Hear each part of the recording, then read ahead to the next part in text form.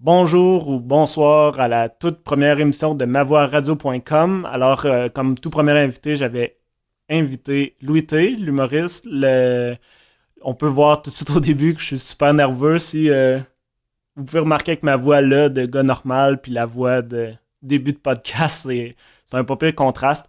Alors, c'est ça. L'idée, c'est juste... Mon site c'est encore très expérimental. Je veux juste avoir des conversations avec du monde que je trouve intéressant. Fait que c'est ça. Ça commence comme ça. Si vous voulez vous abonner au podcast ou à la balado-diffusion, vous pouvez aller sur mavoixradio.com, mais il y a aussi, on est sur iTunes, SoundCloud, Feature. On a une page Facebook, il va y avoir un compte Twitter, il va peut-être avoir un channel YouTube. Je vais être disponible sur tout. Puis c'est ça. Quand je dis on, mais dans le fond, c'est juste moi. Fait que c'est ça. Je fais pas trop d'intro. Je vous laisse écouter ça. Puis bonne écoute. C'est parti. Je sais même pas c'est quoi le nom de mon podcast. Pas de nom encore. Ouais, c'est ça. Ben pour vrai, on va commencer comme ça. J'ai cherché qu'il y avait un ami pour avoir un thème musical au début. Que ça c'est la même chose, mais là je l'ai pas encore. L'ami ou le thème musical? J'ai trouvé l'ami, ouais. Mais là, c'est comme ça doit faire 2 ans que je dis que je veux faire un podcast, fait qu'il est pas super stressé sur le... Il te croit pas vraiment. Non, c'est ça. Fait que mais ça, j'étais avec Louis Tremblay, je sais pas si... Le Louis T de manière plus médiatique, mais ça c'est weird d'ailleurs, parce que les gens... mettons, entrée principale, où les gens qui me connaissent pas très très près dans la vraie vie m'appellent Louis T, mais tu sais, je dis, tu dis pas le nom de famille des gens normalement, mais ça fait 2 ans que je suis entrée principale, puis les techniciens disent encore Louis T, tu veux-tu que je te fasse ce Mike ou ça devient comme juste un mot. Ouais, c'est ça devient un mot. Ça crée une distance en plus, ça fait très Louis C.K. Tu as-tu pensé? Depuis ce temps-là, j'ai comme catché Je connaissais pas Louis C.K. encore quand j'ai pris Louis T. Mais de toute façon, ça sonne juste... Tu sais, vu qu'on est en français, on dirait qu'on voit même pas le lien. Non, surtout qu'on dit pas Louis T, genre, tu sais, on dit Louis T. Ouais, c'est ça. C'est juste, on dirait vraiment 2 syllabes. Si c'était à faire, je changerais, là. Je sais pas pourquoi, là, mais... t'étais pogné avec Tremblay. Non, c'est ça. Non, ton nom de famille, le monde t'appelait-tu Tremblay quand t'étais jeune? Non, les gens m'appelaient pas Tremblay parce qu'appeler quelqu'un Tremblay au Saguenay, tu sauras pas de qui tu parles. Mais non, c'est quand je suis rentré à l'école de l'humour que j'ai changé Louis T. Mais tu sais, on parlait un peu plus tôt avant le podcast, les niaiseries qu'on fait quand on est plus jeune. Je pense que j'accordais trop d'importance au nom. Je croyais trop que ça allait avoir une influence sur ma carrière, mon nom. Fait que j'ai comme décidé de le changer. Ouais. Mais juste à refaire, je sais pas. Mais il doit en avoir plein. Tu dois déjà en connaître 6, Louis Tremblay. Des Louis Tremblay, il y en a plusieurs, c'est vrai. Puis surtout qu'il y avait comme Julien Tremblay, Michel Tremblay. Il y en avait plein de Tremblay. Moi, je pense juste au fait d'Internet. Que Louis T, ça se cherche-tu bien? Là, je te dirais que non, honnêtement. C'est vraiment de la merde, Louis T. Parce moi, Chendo, c'était comme le concept. TCHENDOH, c'était comme personne va avoir ça. Tu sais, c'est la planète. Il y a des Chinois, je pense que ça ressemble un peu, mais j'ai juste... C'est un nom unique. Mais là, ce qui marche plus, c'est... Faut que tu l'épelles, tu sais. Non, c'est ça. Faut que tu l'écrives comme il faut. Toi, Louis T, le monde est... Mais Louis T, moi, c'est parce qu'il y a un gars de One Direction qui s'appelle Louis Tomlinson, je sais pas trop quoi, puis c'est Louis T, son c'est surnom. Lui qui pop partout. C'est tout. Je veux dire, moi, je peux pas avoir un Google Alert sur mon nom parce que ça m'envoie des nouvelles à chaque jour de ce gars-là. Ben oui. Je peux pas faire une recherche sur... c'est sûr que si t'es sur Google Canada, tu fais une recherche Louis T, tu vas avoir... Moi, ma photo va popper quelquefois, mais majoritairement, c'est des photos de ce gars-là, l'anglais de One Direction que tu vas avoir. OK. Là, je t'entends un peu trop écho, je pense. T'es comme loin. Je sais pas si tu veux le tester. Je vais faire... OK. Qu'est-ce qu'on disait? On est de retour. Ouais, c'est là, ça. les gens ne savent pas, mais t'as pesé sur ça. pause, là. Ouais, parce que j'ai l'impression qu'on entend Louis d'un peu différent, mais de toute façon, c'est bien correct. On sera pas mêlés de nos voix, c'est qui est loin. Ouais, en fait, faudrait que je plug le titre de mon truc. Ça s'appelle Ma Voix Radio, je sais pas si tu savais. C'est mavoixradio.com. Puis j'ai déjà eu une controverse la semaine passée. Je sais pas si t'as vu ça. J'ai fait un logo sur Photoshop. Ça s'appelle Ma Voix Radio en gros vert. Verdana, pas du Verdana, c'est du Helvetica sur un fond vert. Puis Bernard Drinville, genre, il a tout un concept pour sa campagne de chefferie. Puis c'est exactement vert avec du Helvetica en majuscule. Puis c'est genre... Son concept, c'est genre, on vous donne une voix... c'est votre voix. Puis là, le monde sur Twitter, ils se mettent des avatars que c'est genre Ma voix. Ça, les avatars sur Twitter. Ouais, c'est ceux qui rajoutent oui, puis ceux qui rajoutent tellement parti 2009, conservateur. ça va scorer fort, mais c'est ça. Mais ça, c'est identique, là. Le logo est pareil. Fait que là, j'ai l'air d'un espèce de sympathisant. Tu sais, c'est un gars que tu veux pas être associé à. Ça a l'air d'un radical. Ben oui, j'ai l'air de quelqu'un. Fait que là, j'ai changé la couleur, j'ai mis ça bleu. Pour juste. Sa campagne est verte, genre pour l'espoir, ou je sais pas, je l'ai pas vu passer. Je sais pas, ben. Il y a un gars qui m'a... Comment je l'ai vu, c'est qu'il y a un gars qui m'a followé sur Twitter. Puis là, tu sais, je sais pas si tu fais ça. Quand t'as un nouveau follower, peut-être t'en as trop. Moi, là, je check qui m'a ajouté. Puis là, je check ses derniers tweets. Puis là, il avait retweeté quelqu'un que là, il y avait ça comme avatar. Fait que là, je suis comme, mon... Tu pensais que t'avais déjà un fan? Encore. Ben oui, j'étais comme... Puis il me follow, je suis comme crème. Mais tu sais, c'est juste ma voix. Moi, c'est mavoixradio.com.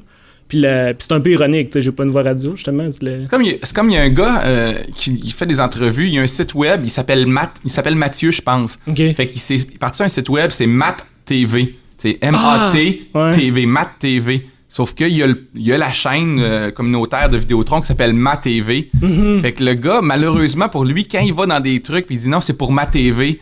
C'est personne qui catch vraiment non, c'est quoi quelle émission à Ma TV. Ben Ma TV. Ouais, puis des fois, tu sais, t'étais là avant, mais ça crée ça rien. Je pense que comme était là en même temps, disons. Okay. Je sais pas s'il était là avant. Quand j'étais en informatique avant, je travaillais pour eWeb. Tu sais, puis là, c'était. Déjà, il y avait quelqu'un aux États-Unis, je pense qu'il avait le même nom.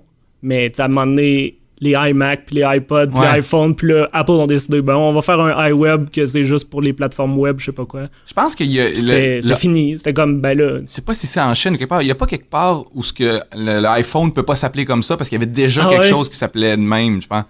Shit, ben ça se peut. Comme les iPhone, c'est tellement un nom générique, mais c'est juste, t'es trop un géant. Fait que c'est toi qui... J'ai déjà starté le concept des i. Ouais, mais tu peux te battre contre lui, mais au final... Non, c'est ça. Puis eWeb, là, à cette heure, là, les trucs iWeb de Apple, ils ont pas toffé. Puis... C'est eWeb, c'est pas iWeb. iWeb, c'est iWeb, je le dis en français. Mais non, c'est ça, c'était la même, puis écrit pareil. Là. Un petit I, un grand W, puis c'était comme la même chose. Mais c'est ça. Là, j'ai appelé ça ma voix radio. Comme j'ai dit à tout le monde, c'est ma face radio, ça faisait un peu self-deprecating. Je travaille mon estime de soi, mais Ça fait que tu commences par la voix, des exercices de voix. Non, ce que j'aime pour vrai de la radio, c'est ça. C'est qu'on... J'ai pas à gérer. Tu sais, je suis déjà nerveux, je te l'ai dit, je suis super nerveux juste de m'enregistrer, tu sais, je sais pas. C'est énervant. Puis s'il y avait une caméra, je dirais que non, là, c'est pas énervant, mais c'est pas grave. Mais non, mais toi, c'est pour ça. J'avais parlé avec... tu connais-tu Guillaume Saint-Ange, oui? Oui. Il y avait dire aux gens, journaliste à la radio.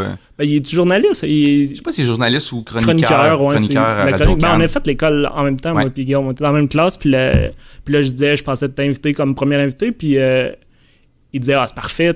Justement, tu étais à la TV. Mais t'es juste là une fois par jour. Rentrée principale, vous êtes là. Pour ceux qui ne savent pas, c'est une émission à Radio-Canada. C'est à 16h, hein, la vraie? Ouais, une quotidienne à 16h. Une heure de temps? Une heure et demie? Une heure? Parce que l'autre fois, je voulais juste... faire un exercice de qu'est-ce qui se passe à notre télé, tu sais, parce que je veux pas l'air de jour snob, puis pas savoir. Ouais, ben, différentes. J'ai checké 3 fois, vous étiez là. J'ai checké genre le matin, le soir, puis vous êtes encore en reprise, genre à 11h le soir. Ça a changé cette année, mais parce que à l'origine, on était en rediffusion à 10h le matin et en direct à 16h. Maintenant, ou à l'origine, on était à 11h, je pense. À 23h le soir, à 16h. Mais on est 2 fois par jour. On est 2 fois. On n'est pas le. J'étais sûr que je t'avais pogné les 3 fois. Mais ouais, peut-être t'as pogné une promo, puis. Peut-être. J'aimerais ça être là 3 fois. Mais toi, c'est ça. Là, tu viens que t'es vraiment à l'aise. T'es-tu encore nerveux? Je suis pas nerveux d'impro. Je suis pas nerveux faire de la télé. Faire un gag, c'est toujours énervant parce que tu sais pas s'il va marcher. Fait que faire du stock préparé, ça, c'est stressant. Mais si tu me mets un micro dans le visage... Ils rient-tu un peu grande gueule, là? Non, pas grande gueule, mais je veux dire, ils sont sympathiques dans le contexte. Ça. Là. Ils vont t'appuyer. On est une équipe, faut pas abandonner l'autre. Là. Mm-hmm. Mais sinon, faire de la télé en tant que telle, ça me stresse zéro. Ça donne moins peu que la scène, me semble. Parce que t'as pas tu sais, si t'as 50 personnes live, moi, je trouve ça moins énervant. Là, tu sais, on pourrait être 4000 à nous écouter. Tu sais... Je pense pas que je serais plus nerveux que ce que je suis là.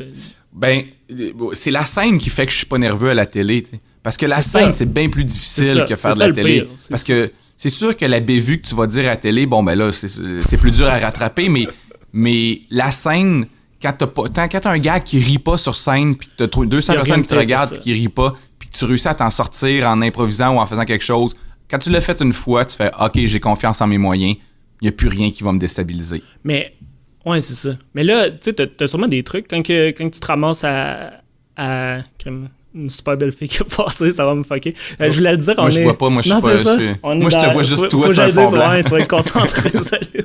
Mais non, c'est ça, on enregistre à la bibliothèque parce que Louis est super allergique au chat, puis c'est ça, j'ai invité genre 6 personnes pour les prochains épisodes, puis il y a genre 4 personnes qui sont allergiques aux chats. J'étais comme tabarnak. Je déteste les chats, ça vraiment... va être illégal éventuellement. C'est une plaie. Sans joke, moi je suis devenu allergique, puis là ça commence à être un problème. Je connais plusieurs personnes qui ont des chats et qui sont allergiques, puis qui se tapent ce calvaire-là. Je comprends pas. Je comprends pas pourquoi vous faites ça. Moi je l'avais eu quand j'étais avec mon ex, fait que ça fait longtemps, ça fait 10 ans, puis... Là, quand elle est partie, là, elle pouvait pas avoir le chat. Ben, c'était à elle, en théorie. En tout cas, une longue histoire. Mais là, je suis en train d'ouvrir 14 parenthèses. C'est que je disais avant, la fille qui a passé, c'était... On parlait de télé ou de stress ou... Ouais, c'est ça. C'est que quand mettons, tu manques un gag sur scène, tu dois avoir des go-to-move ou quelque chose que tu peux dire... T'as rien qui... il y a des hacks, là. Tout le monde a un peu... premièrement, t'accuses que c'est pas drôle ou t'accuses que tu le referas plus. T'es conscient de ce qui se passe. C'est ça. Le public aime ça. Le public aime la vérité. Ouais, aime la vérité ou aime savoir que t'es pas sur le pilote automatique. Puis il y a rien de plus qui prouve plus que t'es présent en ce moment que de reconnaître que ça marche tu pas. Sors de ton... C'est ça, t'es pas sur le pilote. Mais d'ailleurs, j'étais encore à moi, je pense, j'avais vu Patrick Huard en show, puis je me souviens pas pourquoi j'ai eu 2 tickets pour 2 shows, 2 soirs. De son dernier show ou il y a des années? Vieux, je pense que c'était son premier ou peut-être son deuxième. Puis début des années 2000. Ouais, puis il faisait un gag plate, puis là il disait... Vous venez d'assister à la mort d'un gag parce que ça avait pas marché. Ouais. Mais le lendemain, il faisait la même chose. Puis là, je m'étais comme fait... là, j'étais comme, oh non! Je pense que j'ai pas vu le spectacle, mais je pense que dans tel quel ou dans... Peut-être que Jean-Michel Anctil aussi faisait semblant de rater quelque chose, puis il était sur le DVD. Quand t'achetais le DVD, tu voyais, fait que les gens qui avaient... Il y a eu 500 représentations, puis quand t'achetais le DVD, j'avais comme l'effet contraire. Moi, en tout cas, quand je vois un humoriste que là, il décroche ou que... Excuse-moi. Là, il fait un décrochage, là, t'es comme, bah, c'était-tu...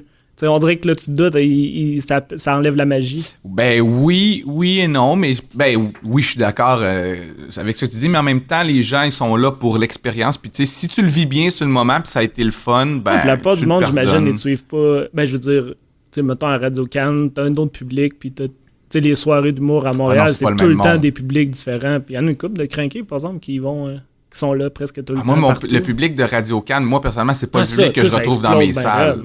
Déjà, dans les salles, tu touches quoi? Je sais pas c'est quoi le pourcentage de la population, mais c'est pas...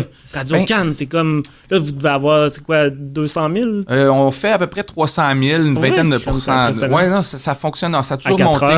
À 4 heures, c'est assez exceptionnel. On fait 20% de part de marché. Ils l'ont dit à la télé l'autre jour, c'est pour ça que je me permets de le dire, parce que sinon, c'est comme assez un peu secret. J'ai jamais compris les parts de marché. Les parts de marché, c'est le pourcentage des gens qui regardent la télé à cette heure-là. Fait que s'ils sont 6, puis t'en as 4, là, t'as 60% des... Exactement. Puis là, ça fait gros, mais il n'y a pas tant de... C'est la grosseur de la tarte. T'as deux données, dans le fond. T'as la grosseur de la tarte, puis t'as le pourcentage de la tarte qui te regarde. Fait que c'est sûr que... Fait que la nuit, t'as moins... C'est ça. Ben, la nuit ou le matin, mettons... Salut, bonjour, torche tout le monde. Salut, bonjour, là, je pense qu'ils font des... sont habitués. C'est la machine de guerre de TVA québécois. C'est très efficace comme émission. Je crois qu'ils font quelque chose comme 50 parts ou 50 ou 55 parts de pourcentage. Mais pour les pubs, ça leur donne les parts de marché, ils s'en sacent. C'est juste le chiffre. Je pense que c'est un mélange des deux. Moi aussi, j'avoue que j'ai de la misère à comprendre pourquoi c'est important les parts de marché, pourquoi le chiffre absolu est pas... Tu sais, dans le fond, si toi, tu veux annoncer à la télé, tu veux savoir combien de gens te regardent. Puis c'est quel genre de personnes qui regardent. Exactement. Mais je pense que les parts de marché, à un moment donné, deviennent... si tu as un produit que tu veux annoncer le jour, ben de savoir que 60% des gens le jour regardent cette émission-là, ça devient important, je pense. Mais, ben oui, ça paraît bien. Mais non, c'est ça. Mais au final, c'est sûr que s'il y a juste 42 personnes qui écoutent, quand même, c'est 20% de part de marché, ça vaut pas grand-chose. Puis vous autres, là, toi, t'es-tu là? J'ai pas écouté beaucoup l'émission. Je sais pas à quel point je suis public cible de... Avez-vous un public cible? Oui, probablement. La production a probablement un public cible. Moi, je m'adresse pas à des gens en particulier dans le sens que je pense pas à ça. Là, chacun, on est notre personnalité. C'est sûr qu'en étant à 16 heures... ça, j'imagine, aussi. Oui, exactement. Exactement. T'es-tu un genre de fou du roi? Oui, je suis un genre de fou du roi. Ils disent dans le devis, qu'on a passé les auditions, parce qu'il y a eu des auditions pour ça, c'est le sidekick. Ouais, donc, c'est ça. C'est rendu le sidekick, c'est le fou du roi. Donc, comme aimer la formule, parce que... c'est pas un concept c'est un concept étranger entre Non, pas du tout. Puis vous êtes vraiment dans l'entrée. Oui, on est vraiment à l'entrée. J'ai comme catché l'autre fois que... Oui, on croise les gens pour de vrai. Puis, le monde, ils bipent leur carte à côté de vous pour rentrer. Oui, ça se voulait dans une volonté de ramener un peu l'esprit de famille à Radio-Can. Mais c'est pas un concept importé. De toute façon, je mentirais en disant que c'est pas un gros concept. Là. Je veux dire, c'est un show de chaise, c'est un show de service, mais qui a été réfléchi pour... le faire à la sauce 2014-2015, parce qu'il y en avait là, de téléservices, mais il y en a eu des shows de service, des shows de chronique, il y en a toujours eu. Maintenant, il faut que tu fasses évoluer ça un peu pour pas que ça ait l'air de la télé des années 80. Ah oui, non, c'est ça. Fait qu'en ce moment, tu fais ça, là, c'est 4-5 jours semaine. Pré-tapez-vous quelque chose? Pourquoi t'es libre le vendredi? Le vendredi, on enregistre d'avance. On pre-tape le vendredi, fait qu'on tourne 5 émissions en 4 jours. Okay. Les autres sont en direct toujours. Qu'est-ce que tu fais d'autre à part ça? À part ça, j'écris... je travaille sur des projets comme tout le monde. Là, tout le monde travaille sur des projets en développement. Des projets en développement là, dans ce milieu-là. Là, tout le monde en a. Il y en a qui sont plus sérieusement... Au moins, t'as de quoi à TV. Moi, c'est tu sais, vu que je suis writer, tu sais, c'est ça. J'ai des projets en développement. Puis ma famille, genre, tu sais, je peux comme pas leur dire « Ouais, mais je fais ça, ma tante, tu sais. » Toi, au moins, tu me vois à TV, tu sais, je suis actif. C'est moins stressant. C'est sûr que c'est moins stressant la nuit quand tu dors parce que tu travailles pour le après ou pour la prochaine chose. Tu travailles pas pour la première chose. Ouais, puis ça te laisse du temps, j'imagine. C'est sûr, ça doit être de l'écriture quand même pour 1 heure, mais c'est presque une job à temps plein quand même parce que tu sais, j'arrive à midi, je pars à 5 heures, c'est quand même impliquant.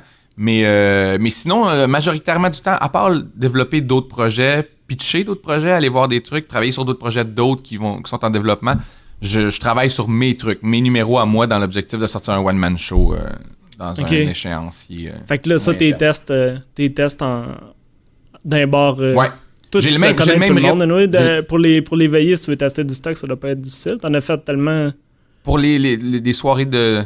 les soirées d'humour, il y en a plusieurs en ce moment à Montréal, un peu partout, mais il y a beaucoup d'humoristes aussi. Je veux dire, je manque pas je manque pas de rodage. Là, quand je vais aller dans une soirée, j'arrive à y aller, mais en avertissant un peu d'avance, éventuellement, comme tout le monde, par respect. Là. Mais les soirées, en ce moment, même s'il y en a plusieurs, puis même si, mettons, ma face est à la télé, c'est pas, je passerai pas nécessairement avant tout le monde. Là. Il y a une forme de respect ou de... Il n'y a pas une hiérarchie nécessairement dans les soirées d'humour. Est-ce que tu bouquais de temps d'avance que les soirées d'humour? Ça dépend lesquelles, mais c'est plusieurs semaines mettons, d'avance. Faut que tu prévois tu veux repasser là, ça arrive-tu, tu vas tester du stock là? Parce que c'était la soirée que t'animais? Ouais, le brouhaha, c'est particulier parce que, genre, vu que je l'ai déjà animé, j'ai comme une relation particulière avec eux, je pourrais arriver ce soir-là. Mais par contre, s'il y a déjà 7 invités sur une soirée, tu les appelles, tu dis, je pourrais assurer ce soir, ben non. Ça se passe pas comme ça. Aux États-Unis, ça va être plus comme ça parce que t'as des grosses vedettes. C'est sûr que si Louis-José Hood appelle ce soir pour aller au brouhaha, il va être là. Ben oui. Mais si moi j'appelle et elle me dit j'ai déjà 7 personnes, le show est long, veux-tu venir peut-être plus la semaine prochaine ou dans 2 semaines?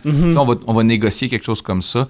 Mais c'est pas une pratique courante là, d'appeler le jour même pour aller dans les soirées. Ça manque de respect un peu. Ça fait encore partie du processus. C'est ça que comme writer, j'envie ça. Vous allez tester toutes vos jokes. C'est vraiment un gros avantage. Si ça marche pas. Ben c'est parce que moi, mettons, j'écris une chronique, puis là, j'ai beau me trouver drôle ou dire « ça va faire rire »,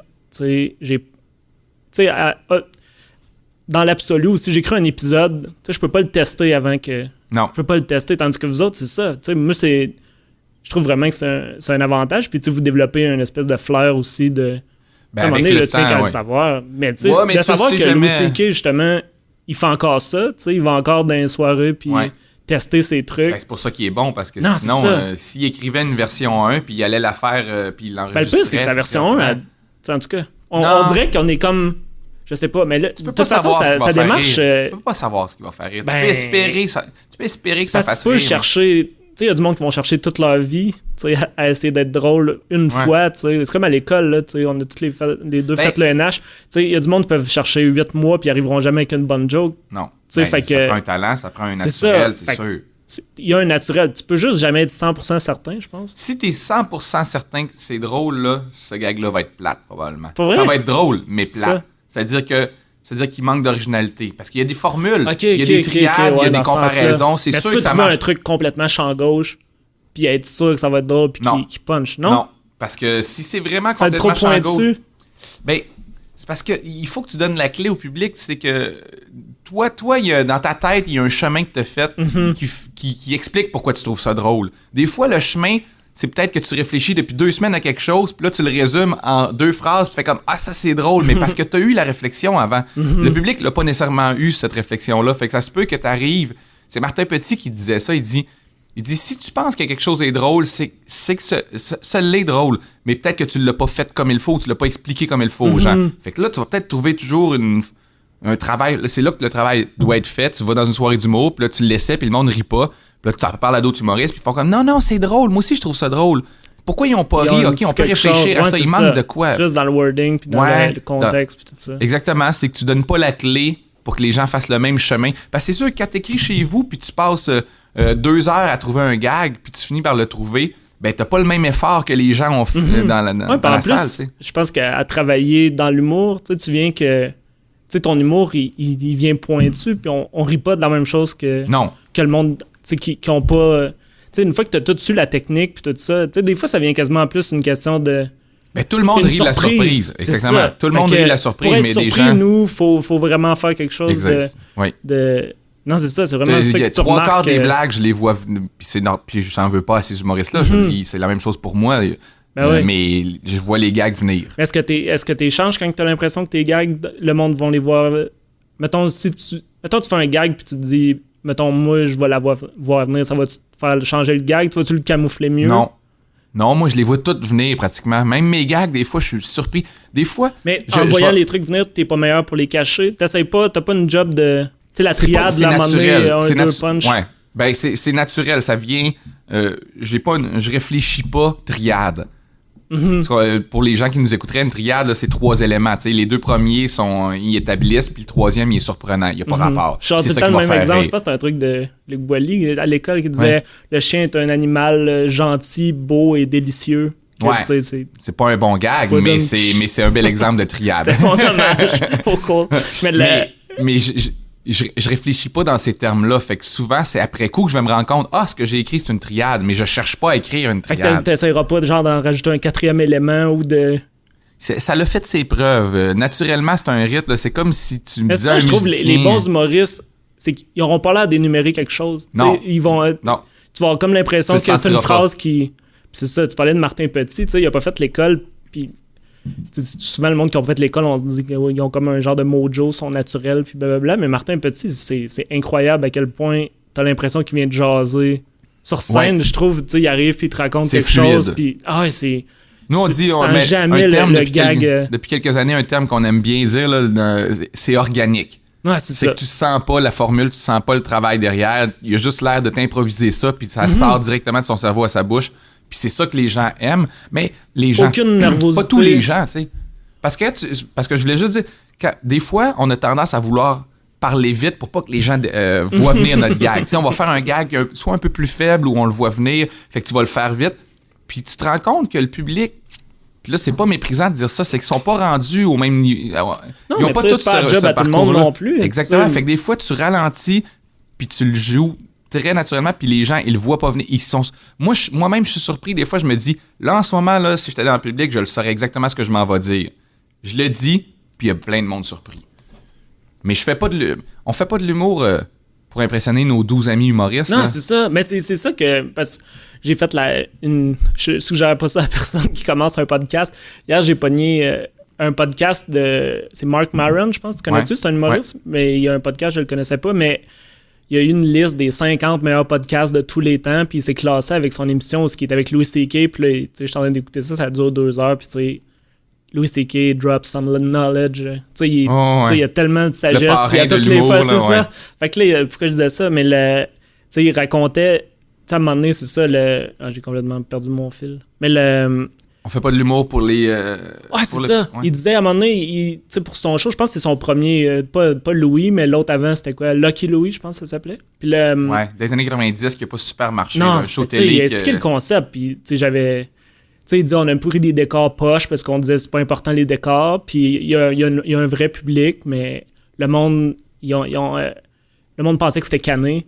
Fait que là, c'est comme non, c'est un vrai public. Mais tu sais, moi, quand j'ai checké pendant 2 secondes ce show-là, j'ai eu tous les préjugés qui dénonçaient, qui étaient comme, le monde a pensé ça, puis j'étais comme, moi, c'est tout ce que, en tout cas. Fait que c'était de la merde, mais il disait, il travaillait avec des writers, puis il aimait pas ça parce que les writers, tu sais, ils méprisent le public, dans le fond. Tu sais, ce qu'ils trouvent drôle. Là, mais ceux-là, disons. Non, mais ceux de Louis. Sur son show, c'est tout, il dit, c'est du monde tout seul, c'est du monde qui voit pas tant de monde que ça. Fait que c'est pas du monde qui. Fait que, tu sais, ce qu'ils trouvent drôle, c'est pas tout le temps. Tu sais, fait qu'il y a comme un fuck là, tandis que là, le monde de... Quand tu travailles avec un jeune auteur qui sort de l'école, mettons, tu veux te faire aider sur un numéro, là, ça va arriver, là, régulièrement. Ils ont des patterns qui reviennent. Ils doivent vouloir gagner ton respect à toi. Ouais, non, mais oui, il y a probablement ça, mais je veux dire, c'est qu'ils vont faire des gags qui les faisaient rire entre leurs 6 dans la classe. Tu sais, ils vont te sortir un gag de dinosaure, puis là, de T-Rex. Puis là, il arrive avec son gag de T-Rex, puis là... il a l'impression que parce que Mario Jean fait pas de gag de T-Rex, c'est nouveau pis c'est original. Pis toi, t'as juste le goût de dire, regarde, j'en ai vu 56 000 des mauvais gags de T-Rex dans les dernières années. Chaque personne qui sort de l'école veut puncher en faisant un gag tellement champ gauche parce qu'ils les entendent pas, mais ce qu'ils réalisent pas, c'est que peut-être que si tu les entends pas, ces gags-là, c'est parce qu'ils sont pas bons. Ben oui. C'est pas parce que tout le monde veut juste faire des gags de tondeuse pis de gazon, tu sais. C'est pas... ça se peut que ça soit pas bon, mais aussi, c'est que ce qui va faire rire 6 personnes qui étudient en humour, c'est pas le public. C'est pas nécessairement le grand public. Puis ils ont tendance aussi à vouloir polariser, genre, il y a la matante, puis il y a le jeune cool. C'est ça. Ou les régions, t'as-tu pogné ça souvent? Exactement. Là, en région, ça marchera pas. La région, c'est tout le temps un épais. Là, j'étais comme, je viens des régions. non, mais moi, je viens des régions aussi. Mais je veux dire, les gens, c'est ça, quand t'es à l'école, tu sors de l'école souvent, pas tout le monde, il y en a qui ont une maturité plus rapide que d'autres, là, mais plus précoce. Déjà, on va tous à l'école à des âges différents. Mais on va tous au même... mais on est tous au même niveau souvent, tu sais. C'est soit un retour à l'école, c'est sûr qu'il y a des gens un peu plus matures, plus vieux, mais globalement, t'es comme à l'adolescence de la vie, quand tu sors, de l'humour, mettons, quand tu sors de l'école. Pas dire... J'ai tout réussi, j'arrive à l'école. C'est rare. T'es mêlé non, au moins c'est ça. T'es un peu mêlé. Faut que tu sois sérieusement mêlé pour aller à l'école de l'humour. C'est comme dans des prérequis dans l'affaire. Ouais, non, on va être honnête, là, c'est que tu te cherches un peu. Tu te cherches quand tu vas à l'école. Mais j'espère avoir trouvé vu que tu mets plein d'argent dans... Tu penses avoir trouvé, puis tu fais juste commencer la recherche. C'est ça qui est drôle. Quand tu arrives à l'école de l'humour, tu penses que enfin j'ai trouvé ce que j'allais faire, mais ça va t'amener bien plus de troubles. Ouais, puis des humoristes, est-ce que vous pensiez... Parce que moi, j'avais l'impression que tout le monde voulait faire de la scène. C'était comme tout... C'était ça, le... Puis moi, c'est ça qui est drôle, parce que dans mon parcours, j'ai jamais voulu écrire pour la scène. C'est rare, ça. Mais moi, j'ai ces préjugés-là, que les auteurs sont des... la majorité des auteurs sont des humoristes frustrés. Qui voudraient faire de la scène? Ouais, qui auraient aimé faire ça. Non, moi, la scène, c'est comme je disais tantôt, tu sais que... T'arrives devant la scène puis tu peux savoir si les jokes sont drôles ou pas. Ouais. Ça, je vous envie beaucoup. Tu sais, j'aimerais ça. Des fois, j'aimerais ça juste... je pense, tu sais, là, tu sais, aujourd'hui, je suis nerveux puis à travers ma vingtaine, je suis comme devenu nerveux en public, mais plus jeune, j'avais pas ça. J'étais capable de faire des oraux, tu sais, en français ou quelque chose. Je dominais puis tu sais, parler devant du monde, j'avais aucun problème, mais tu sais, quand j'ai vu c'était qui se classait dans les auditions puis tout, je me disais, tu sais, je pense que si je brisais toute cette barrière-là, je pense que je serais capable. Mais tu sais, il y a du monde à l'école qui rentre que... Non, mais être capable, c'est pas vouloir le faire non plus, tu sais. C'est ça. Moi, c'est que j'ai pas le goût d'aller répéter souvent la même chose. Tu sais, je serais pas capable... Ça, c'est une maladie pour un humoriste de pas être capable de répéter la même affaire. Puis tu sais, je vois, mettons, Louis-José Hood, tu sais, c'est comme le modèle du gars parfait pour ça, mettons.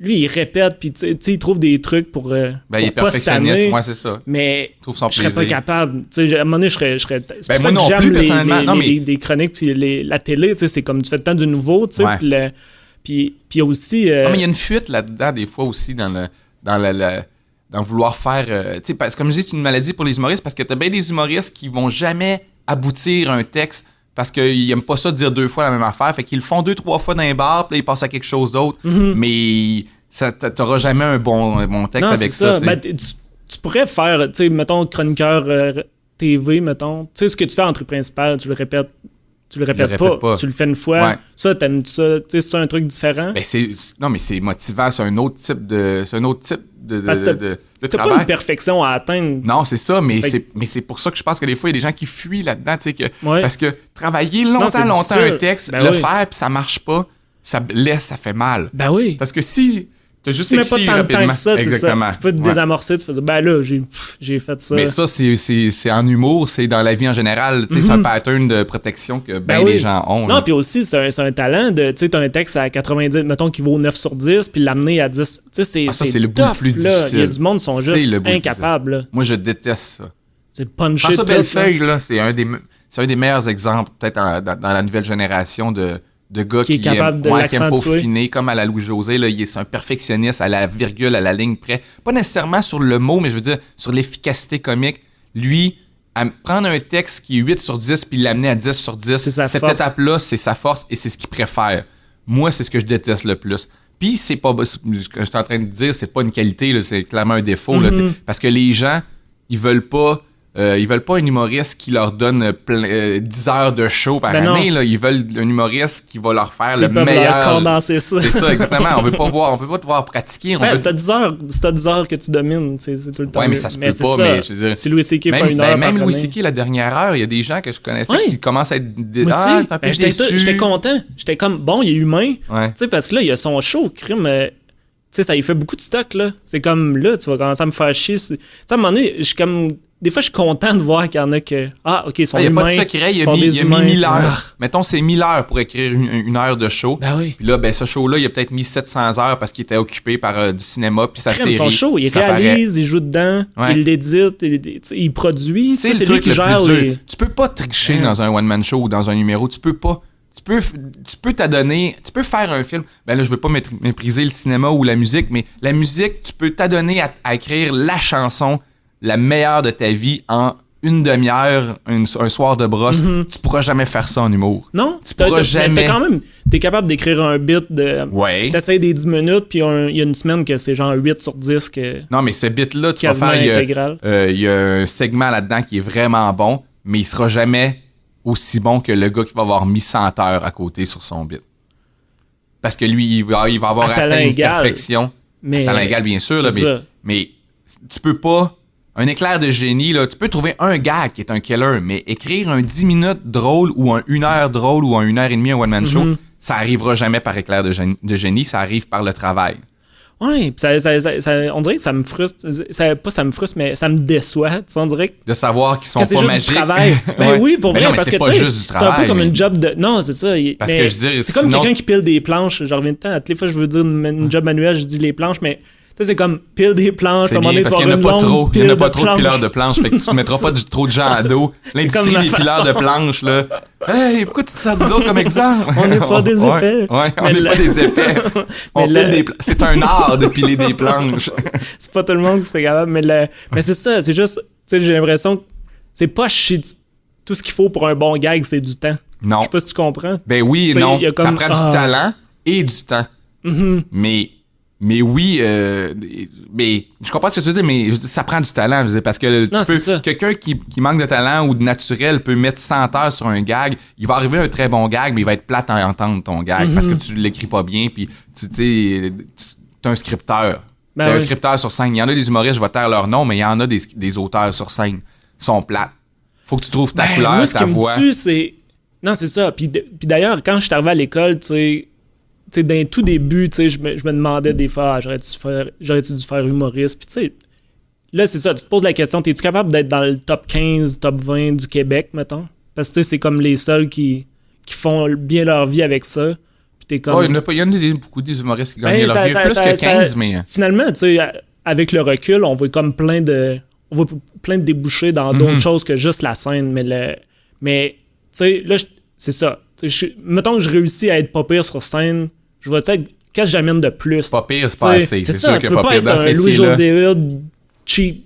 Il n'y a pas tant de place pour un Louis-José Hood cheap. Il n'y en a aucune place pour un Louis-José Hood cheap. Mais il y a de la place pour un Eric bon, mais pas un Louis-José Hood cheap. C'est ça. Fait que moi, ma voix, c'est comme si je la voyais pas tant... Pas sur scène, en tout cas. Pas de...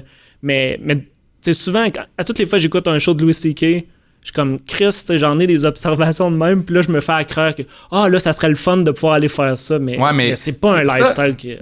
Mais c'est ce qui est bien avec l'humour, c'est que les gens de talent nous font croire que c'est facile. Ouais. Mais c'est pour ça. Mais c'est pas parce que t'as eu un flash. Tu sais, des fois, t'as eu 2 flashs cette année que le monde fait, wow, c'est très drôle, d'accord, mais un moment donné, vient qu'il faut que tu produises. Là, il dit, OK, il faut que tu ailles 3 flashs géniales par semaine. Puis là, c'est là que tu fais comme, OK, je vais peut-être pogner mon Waterloo. Pas parce que j'ai eu une bonne idée. C'est la même affaire que les gens qui sont dans un party ou dans leurs amis. On revient toujours avec cet exemple-là. Ils disent, moi, je suis le comique de ma gang. Ouais. Mais maintenant, si je te demande d'être comique à telle heure, tel moment, dans telle condition, ça se peut que tu fasses comme, oh, OK, non. Si ma gang n'est pas là, ça le fait drôle. Moins. Ouais, ça le fait moins un peu. Non, c'est pour ça. Mettons mes chroniques, justement, tu sais, sur Victime de la Porn, je suis rendu à 250. Puis, tu sais, ordonne-moi mon sujet 9, tu sais, puis là, en refaire 8-10 que... Tu sais, mettons, on oublie tout ce que j'ai fait, puis là, je peux repartir à 0. Là, c'est comme, ça amène-les, je vais scorer fort, mais là, à 250e semaine, dans le même thème, là, tu commences à être... Ouais, là les jokes, ils commencent à revenir. Mais t'as du talent là-dedans, parce que quelqu'un d'autre se serait soufflé après 12. Ben oui, mais c'est ça qui est Je sais pas si c'est un talent qui est utile et payant, mais parler de porn, tu peux en faire long. Ouais, tu peux en faire pendant plusieurs années. Ce qui est le fun, c'est justement, essayer de parler de... Là, j'essaye moins, parce que, tu sais, on dirait que j'étais un peu blasé, honnêtement, de la chronique. Ça fait 5 ans. Là. Ouais. C'est long sur un même thème. Mais il y a plein de fois que j'ai essayé, mettons... je me souviens d'une élection fédérale que je parlais des chefs de chaque parti en parlant de leur sexualité. Puis, je me trouvais comme des prétextes pour parler de cul. Mais non, c'est ça. C'est vraiment... Mais tu vois, l'impression de se répéter... là, je l'ai un... là, je reviens à ces mêmes thèmes. Puis là, ma job, c'est quasiment plus de zigzaguer. Oui, mais... Tu sais, je suis rendu à 37 ans, j'écris pour mon Nightlife. Tu sais, des fois, j'ai l'impression que je m'éloigne du public cible, justement. Tu sais, je sais pas, hein. Nightlife, c'est genre, ce qu'ils visent, c'est à peu près l'étudiant en com qui vient de finir son bac ou quelque chose de même. C'est ça, l'étudiant en com. Faut que t'aies méprise. C'est le pire public au monde, un étudiant en com. Non, mais le pire, c'est que moi, ça a tout sorti après...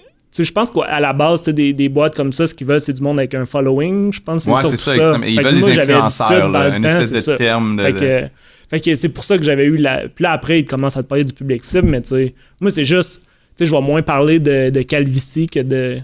Ou de problèmes de gars qui bandent plus. Tu sais, là, ça les touche pas. Il y en a à 20 ans qui ont des problèmes. C'est pour autre chose, genre. Ils bandent pas. Ouais, ça va revenir éventuellement, mais là, ils sont dans une mauvaise passe. Mais pas ils bandent plus. C'est juste, ça va revenir. Eux, ils savent que ça va revenir un jour. D'ailleurs, parlant de direction, je voulais le plugger parce que quand j'ai demandé à Louis pour faire le show, justement, je t'ai demandé, y a-tu des trucs que tu veux pas jaser, genre? Puis t'avais dit, non, jase de tout. Puis je trouvais ça cool. Je pense que j'aurais rien changé, tu sais, mais... Je sais pas, je voulais juste pas avoir l'air... Tu sais, tantôt, on parlait d'entrée principale, puis là, je me disais, peut-être que, tu sais, des fois, t'as une gig, puis là, tu veux pas trop en parler, puis ça te gêne. Ben, ça m'a déjà nuit, puis je pense que je suis capable maintenant de juger mieux de qu'est-ce que je peux dire ou pas, mais honnêtement, je suis pas quelqu'un qui se censure beaucoup. Puis ça m'a nuit au début, parce que tu sais, c'est pas pragmatique, le mot que je cherche. T'es très rationnel, t'es pas tant émotif. T'es un peu un robot... Surtout dans ta gang, tu sais, en humour, tu devais trouver... Tu trouvais-tu que t'étais plus robot dans que mon couple, là, aussi, dans ma vie. Non, je suis très rationnel dans les limites de... Tu sais, on dit robot, on n'est jamais robot, parce que on va décrire souvent des gens comme « Ah, t'es très rationnel, t'as pas beaucoup d'émotions. » J'en ai, j'ai mes troubles, j'ai mes trucs de même, mais... Tu peux les nier, mais je vois la vie... des fois, je manque d'émotivité ou je manque de sensibilité. Fait que c'est plus que je manque de sensibilité que... Parce que je veux pas dire... je suis rationnel, donc c'est une qualité. C'est un défaut, tu sais. Ben, c'est parce que j'admire les gens qui ont de la sensibilité. Depuis que je suis jeune, le monde dit que je suis sensible. Puis, tu sais, dans mon écriture, j'ai une écriture sensible. Puis le monde dit c'est une qualité, mais tu sais, t'es comme ta gueule, tu sais. Ta gueule, puis tu pleures. Ben, c'est ça. Ben, je pleure pas beaucoup, moi. mais c'est ma vision. C'est parce que ça touche les gens, la sensibilité. La majorité des gens sont sensibles, tu sais. Moi, des fois, je m'en rends compte dans ce domaine-là. Par après. Oui, dans ce domaine-là, dans le domaine des arts. Oui. Mais tu sais, je me rends compte par après. Tu sais, Twitter est un bon exemple de la maturité que j'ai acquis dernièrement. Il y a beaucoup de nouvelles là, que la première... Un drame. Quand il y a un drame, c'est mon drame à moi, ça me touche pas. Ça me touche pas. Le lendemain, je peux verser une larme et comprendre. Quand je vois comment ça touche tous les gens, puis là je réalise, puis là je fais comme, mais ça me prend vraiment 24 heures à réaliser pourquoi c'est grave. C'est vraiment pas... Je te donne un exemple. La fouille à nu. La fouille à nu là, de la fille qui est arrivée cette semaine, elle a 15 ans. Ma première réaction quand je me suis vraiment dit, ben c'est pas si pire que ça, je vois pas c'est quoi le problème, je vois pas de drame. Puis là, ce qui me fait rire à cette heure, j'ai comme, parce que ça fait longtemps que je te suis quand même, tu sais, c'est quoi l'école, ça fait combien de temps? Je suis sorti de l'école en 2007, ouais, ça va faire 8 ans. Puis je pense, tu sais, je dois... Tu sais, on doit avoir un quelconque lien depuis ce temps-là, même si on se parle pas souvent, mais là, c'est que t'as commencé à mettre des smileys progressivement à un moment donné à tes trucs. Pour mieux exprimer l'émotion. C'est une blague, les gens. Puis là, t'as mis une baboune pour celle-là. Ouais, puis je disais, c'est moi des pierres parce que j'étais conscient. Mais en même temps, comme je dis, quelques heures après, j'en ai parlé avec d'autres personnes. Puis là, il dit, ouais, mais imagine. Puis là, c'est là que je me suis dit, ouais, peut-être qu'à 15 ans, c'est vrai que j'aurais été traumatisé peut-être de me mettre nu. Puis là, je comprenais la gravité de ça, mais ça m'a pris un bon 12 heures, 15 heures comprendre à quel point c'était niaiseux la déclaration de Yves Bolduc. J'ai un manque de sensibilité. J'ai un manque d'empathie probablement, ouais. Bon, ma blonde me disait, je pense que j'ai pas nécessairement d'empathie, ou je sais pas si c'est le bon terme. Je suis sympathique. C'est-à-dire que moi... Empathie, c'est que souvent on va dire, ça veut dire que tu as de la compassion. Ouais. Empathie, à la base, je pense, terme psychologie, c'est être capable de se mettre à la place de quelqu'un d'autre. Fait que ça, j'ai l'impression que t'es déconnecté des fois. T'étais pas capable de te mettre dans la situation de la petite C'est pas le premier réflexe que j'ai. Le premier réflexe que j'ai, c'est même quand il arrive un accident, que ce soit un acte terroriste, le premier réflexe que j'ai dans ma tête, c'est pas émotif, c'est vraiment de me dire, ben il y a tel nombre de morts sur la route, puis là, il y en a 2 du terrorisme. Je relativise, je vois pas pourquoi c'est dramatique. Puis après ça, après ça, en écoutant les gens, j'arrive à réaliser, OK, qu'est-ce que ça fait dans la population, l'émotivité, comment les gens, la peur. J'ai pas peur, moi, du terroriste. J'ai zéro peur du terroriste, tout simplement parce que statistiquement parlant, j'ai plus de chances d'être frappé par la foudre que d'être victime d'un acte terroriste. Arrête de piocher sa table. Ah, excuse-moi, j'ai pioché. Je commence à être colérique. Je pense pas que c'est juste c'est de pire en pire. C'est les premières choses dans ma tête qui arrivent, c'est des mathématiques. Je regarde ça, ben pourquoi j'aurais peur de ça? Puis quand quelqu'un... ma blonde est enceinte. Juste sur les réseaux sociaux ou en général? En général. Ma blonde est enceinte, tu sais. Puis c'est une super belle nouvelle. Là. J'ai su ça. Puis là, c'est ça que je me suis pris une note genre... c'est l'entrevue vers TVA. On va y aller pour le bébé. Tu sais, puis on parlait de fausses couches au début, puis des trucs comme ça. Puis... Ouais, fait que là, elle a fait son 3 mois. Ouais, exactement. Fait que là, on l'a annoncé. On l'a annoncé parce que les 3 premiers mois sont plus risqués souvent. Ouais, on parlait de fausses couches. Ça fait genre 7 semaines, puis là, il sort en statut, puis t'es comme... C'est risqué. Mais tu sais, on a passé des tests, mettons, parce que maintenant, il y a plein de tests pour savoir. Entre autres, on vient tous les 2 du Saguenay, donc il y a les 4 maladies du Saguenay, de Charlevoix. Il y a plus de trisomie pis ces trucs-là? Pas trisomie. Ça, tout le monde le passe, ce test-là. Mais la taxi de Charlevoix, les trucs là, de Lavoie, Pierre Lavoie, là, la course Pierre Lavoie, le vélo. Le gars qui fait le vélo, le défi à travers le Québec, ben c'est pour conscientiser sur ces 4 maladies-là qu'il le fait, le défi Pierre Lavoie. Puis pourquoi c'est juste au Saguenay? Est-ce que c'est une affaire de consanguinité? Ils vont utiliser d'autres mots, là, mais oui, c'est ça. C'est ça? C'est le pool génétique. Il y a de quoi que... Pas au point où ce que les gens seraient plus retardés, là, parce que le pool est quand même assez grand, mais plus petit pour dire que ces gènes-là traînent depuis 200 ans pareil, tu sais.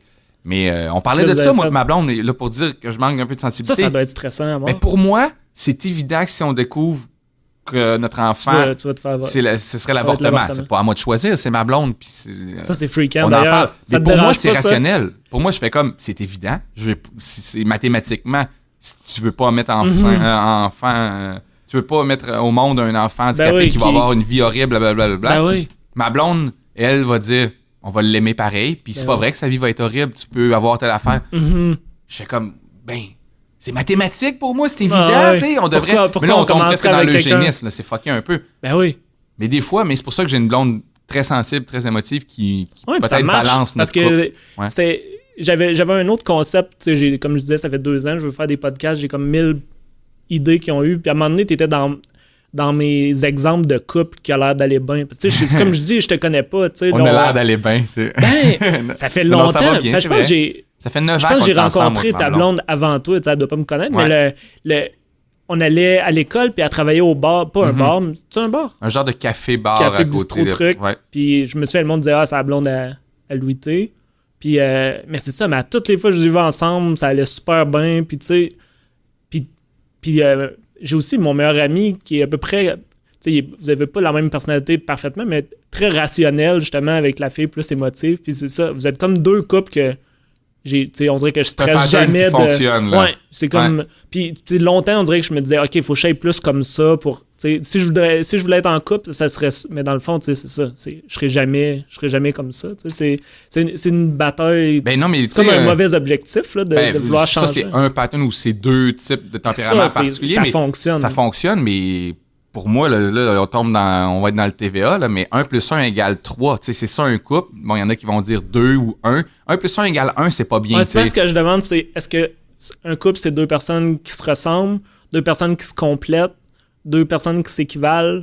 C'est lequel qui résonne le plus? Personnellement, dans mon expérience de vie, moi, c'est ce complète. Mais c'est pour ça aussi que j'ai je pense que ça devrait être ça. C'est pour ça qu'on se met à deux pour former un couple plus fort que l'individu seul. Oui, mais c'est ça. J'ai l'impression que deux personnes qui se ressemblent, ça vient un peu comme des amis, que là, tu sais, je vois moins comme... Des relations fusionnelles un peu qui vont... Ben, c'est parce que ça peut fonctionner très bien aussi, mais j'ai l'impression qu'ils s'améliorent pas les deux parce qu'ils vont juste... se rassurer dans leurs défauts. À un moment donné, puis j'avais lu aussi un livre, ça parlait de sexualité, puis il disait que pour le bon sexe, il faut une espèce de polarité. Puis le monde qui sont beaucoup pareils, le sexe, il suck, dans le fond. Mais tu sais, tu peux avoir tu veux dire vie... deux gars, deux filles, là? Ou Ben, justement, dans le truc, on tombe dans un sujet semi-tabou, mais c'est ça, il disait même les couples lesbiens ou les couples homosexuels, il y en a un qui a une essence, tu sais, là, il disait une essence masculine, féminine. On fait attention de pas trop genrer les relations, mais je comprends. Mais c'est vrai que, tu sais, même, c'est des clichés, là, mais tu sais, même si tu regardes deux lesbiennes, quelque chose, t'as souvent l'impression qu'il y a quelqu'un plus dominant, puis quelqu'un de plus dominé, souvent. Puis juste les personnalités, tu sais, un plus émotif, puis l'autre plus rationnel. Je pense que j'ai l'impression que c'est des patterns de vie, c'est une formule qui marche depuis 100 000 ans. Ben oui. Puis ça peut effectivement, puis il n'y a pas de problème à ce que ce soit le gars qui soit plus émotif ou sensible, puis la fille un peu moins. Mais je pense que l'équilibre, un couple doit être équilibré. Puis moi, les couples fusionnels que je vois qui se complètent en pensant, tu sais, j'ai des exemples dans ma vie de les deux, tu sais, nous versus le monde.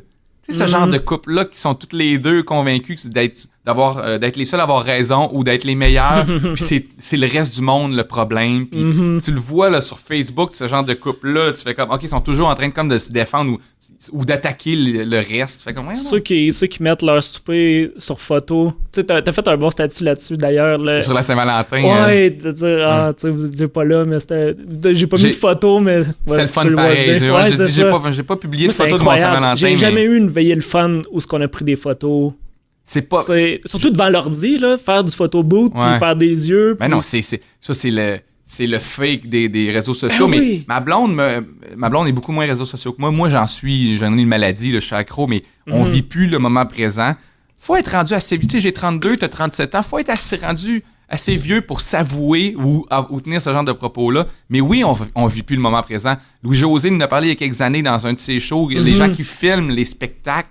Si t'es en train de filmer avec ton iPhone, t'es pas en train de vivre le spectacle. Mais tu l'as-tu déjà fait? Tu sais, essayer de dire... Moi, je l'ai jamais fait. Moi, j'ai déjà fait d'autres affaires aussi. Je me sais pas c'était quoi le show, mais j'ai dit, là, ça va être le meilleur bout de ma toune. Puis là, je vais l'enregistrer. Puis là, je vais j'ai pensant que tu vas en profiter chez vous. Le son est toujours... Mais là, peut-être qu'à ce temps, les machines... C'est ça qui est merveilleux. Puis des fois, je parle à des gens, tu sais, elle dit, ma blonde va me dire... mais eux, ça avait tellement l'air le fun, leur soirée. Tout. Non. S'ils ont pris une photo autour de la table à 5 à sourire, c'est que c'était plate ce moment-là. Parce que ça veut pas dire que leur soirée entière était plate, là. Mais à ce moment-là, ils ont mis pause. Puis ils ont vécu d'autres choses. Ils ont pas vécu cette soirée-là. J'ai du monde que je connais que ça fait partie de leur veillée. Ils ont du plaisir, ils se voient pas souvent, puis là, ils prennent des photos. Puis là, prendre des photos, c'est différent. La publier sur Instagram, là, t'es plus dans ta soirée. Live en plus. Ouais. Live. On s'amuse vraiment de la faire. Non. Vous êtes en représentation. Les gens sont en représentation sur les réseaux sociaux. Les couples une soirée jamais... Tu sais, je pense que les 15 dernières filles que je me suis pogné, j'ai aucune photo. C'est plate, juste... finalement, peut-être je les invente, mais T'as pas de preuves. J'ai jamais le réflexe de... Tu sais, on va se photographier, on est donc bien. Tu sais, c'est juste, c'est le fun ou soit c'est plate. Les vraies soirées avec mes amis, mettons, du secondaire, là, les soirées qu'on se voit une fois par année ou 2 fois par année, puis quand on part sur le party, on s'amuse, on rit, là, je sors pas une fois mon cellulaire de la soirée pour aller sur Facebook. Quand tu sors ton cellulaire dans une soirée, viens pas me dire que c'est un beau moment. Mais puis je plaide coupable comme les autres. Là, je suis victime de ça aussi. Ben oui. Mais ce qui est le fun, c'est que j'ai cette conscience-là maintenant. Parce qu'avant, là, je trouvais ça dur de regarder. C'est dur d'être le vendredi soir ou de les réseaux. Regarder tout le monde qui ont l'air de s'amuser. Ils sont toujours en train de vivre là, un super bon moment. Excuse, mais si tu es à New York en train de prendre une photo Times Square, un selfie avec ton ami puis le cowboy, c'est pas vrai que ce moment-là est si génial. C'est au contraire le moment plate de ton voyage. Rien à faire. C'est tous les moments où tu n'as pas pris de photos qui étaient le fun. Tu te sentais tout seul. Ouais. Moi, j'étais allé à Paris il y a 2 ans maintenant, je pense, pendant 2 semaines. Puis tu sais, j'ai pris des photos de trucs que j'ai vus, mais j'ai aucune photo de moi. Tu sais, j'ai une selfie à côté de la C'est des souvenirs, t'as pris des photos de souvenirs. Ouais. Je me suis forcé. Tu sais, je pense que j'ai juste des photos comme là, il y a une vitre. Là. Je me suis comme photographié à travers des vitres des fois, mais j'avais jamais le goût de prendre des photos. J'étais juste tellement bien. Puis là, mais tu sais, c'est sûr que là, après, peut-être que là, t'as pas de souvenirs. Mais tu prends des photos ou tu prends des souvenirs pour toi. Mais moi, je suis pas sur Instagram, mais je les vois circuler pareil ailleurs. Mais on vit... Puis comme je dis, là, je le répète toujours, je suis là-dedans moi aussi, là, mais on vit en fonction des...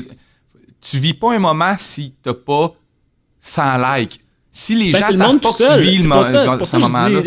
C'était dans les trucs que je pensais quand je parlais de ton couple. Je pense que c'est une bonne force. J'en parle pas de mon couple sur les réseaux sociaux. Moi, t'en parles, c'est comme... je vais te dire ça. J'ai l'impression que c'est comme ton stock le moins fort quand... J'ai l'impression que... Ça nous intéresse. Ouais. C'est que ça intéresse... Déjà, vous êtes un vieux couple.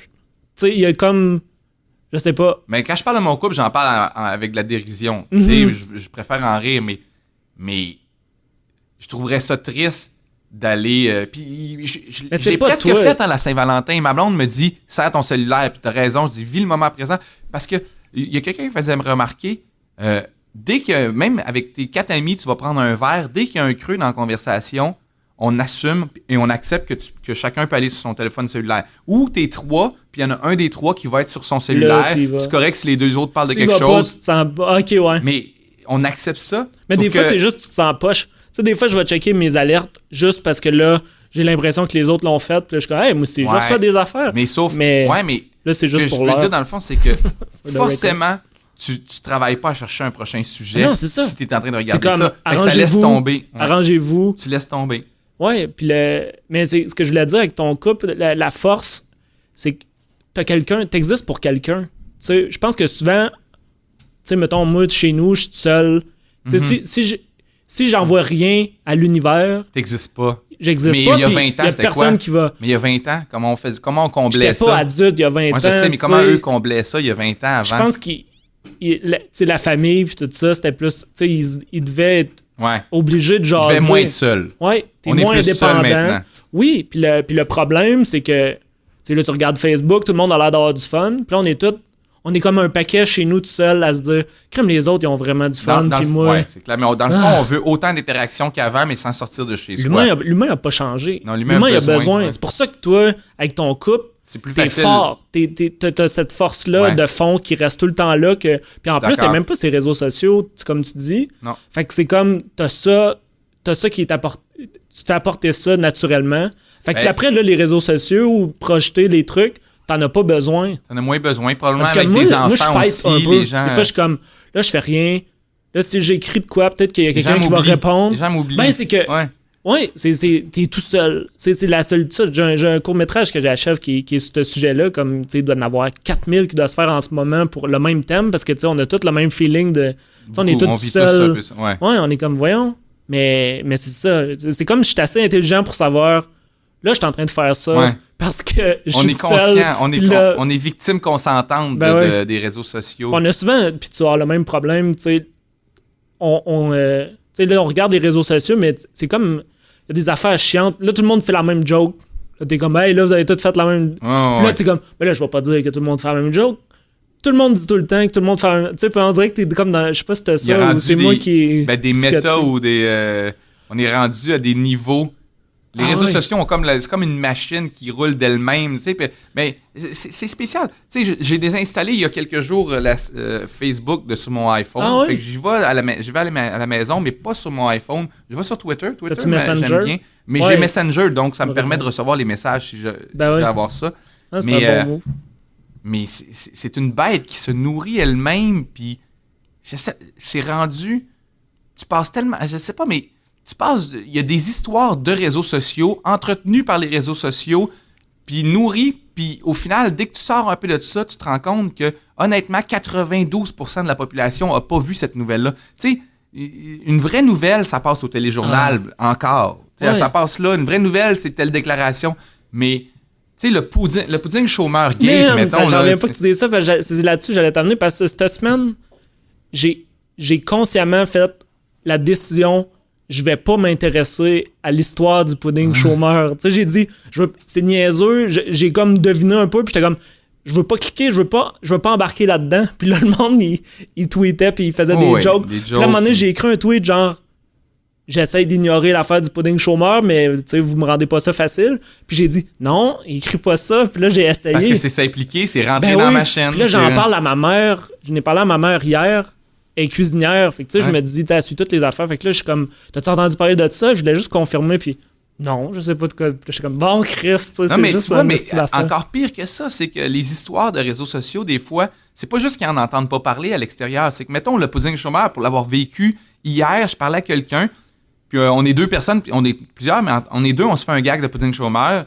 Puis là, le gars, il comprend pas. Puis là, je dis, ah non, mais t'as pas vu le scandale cette semaine du pudding chômeur? Il dit non. J'y explique. Puis il fait, ben c'est pas intéressant.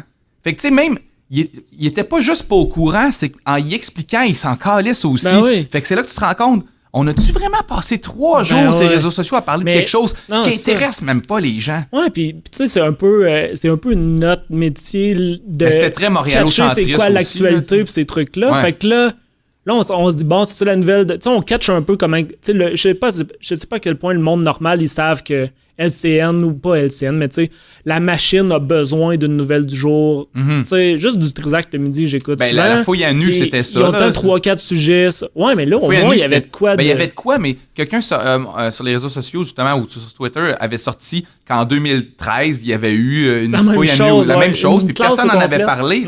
Personne n'en avait parlé. Fait que pourquoi il n'y a pas eu de scandale-là, puis là, il y en a eu un? Mais peut-être que l'article du Journal de Montréal était un titre très accrocheur. Là, je me suis senti violé. Bon, déjà là, ça attire des commentaires. Mais les réseaux sociaux ont embarqué sur une nouvelle, ont grossi cette nouvelle-là, ont souligné la niaiserie d'Yves Bolduc, qui était niaiseux, mais je veux dire, pourquoi il y a 2 ans, c'est pas un scandale, puis là, c'en est un? Je dis pas que ça ne le méritait pas d'en être un, là, c'est pas ça, mais... Fait que des fois, il y a comme une maturité ou, je sais pas, un timing. Il y a un vide. Il y a un vide, exactement. Il y a un vide, fait que toute la journée, quand tu fais 4 tribunes là-dessus, quand tu fais 5 articles de journal...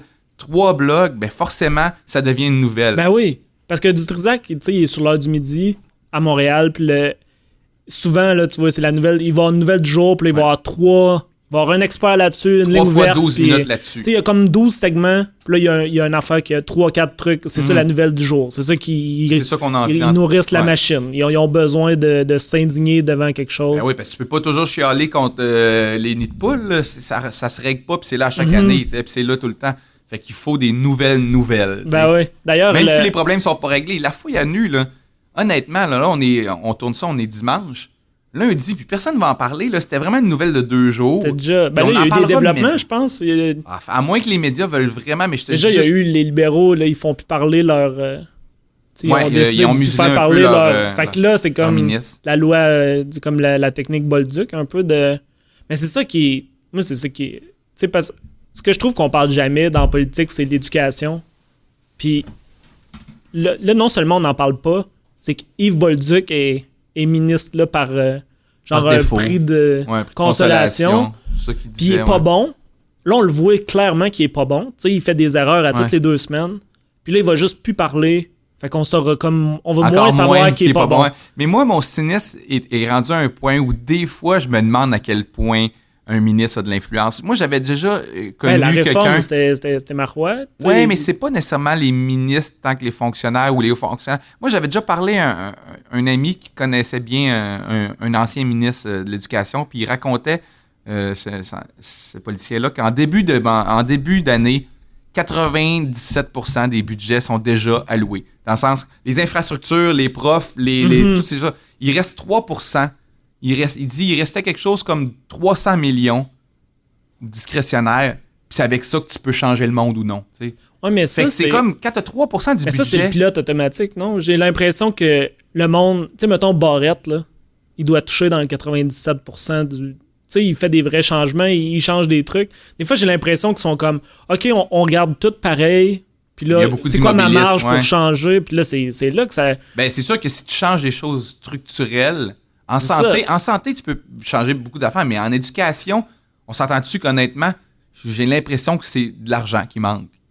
Tu peux pas vraiment changer structurellement. Ce qui manque, c'est des orthopédagogues, c'est des ressources au secondaire. C'est ça qui manque avant tout, j'ai l'impression. En santé, il y a la vision de la santé qui est weird. L'affaire, c'est que j'essaie de repenser à c'est quoi le. J'ai l'impression, des meilleurs profs. Comment tu fais pour avoir des meilleurs profs? C'est plus d'argent. Tu leur donnes plus de moyens, moins d'élèves. Souvent, je me demande, mettons, le monde intelligent que tu connais, ils font quoi dans la vie?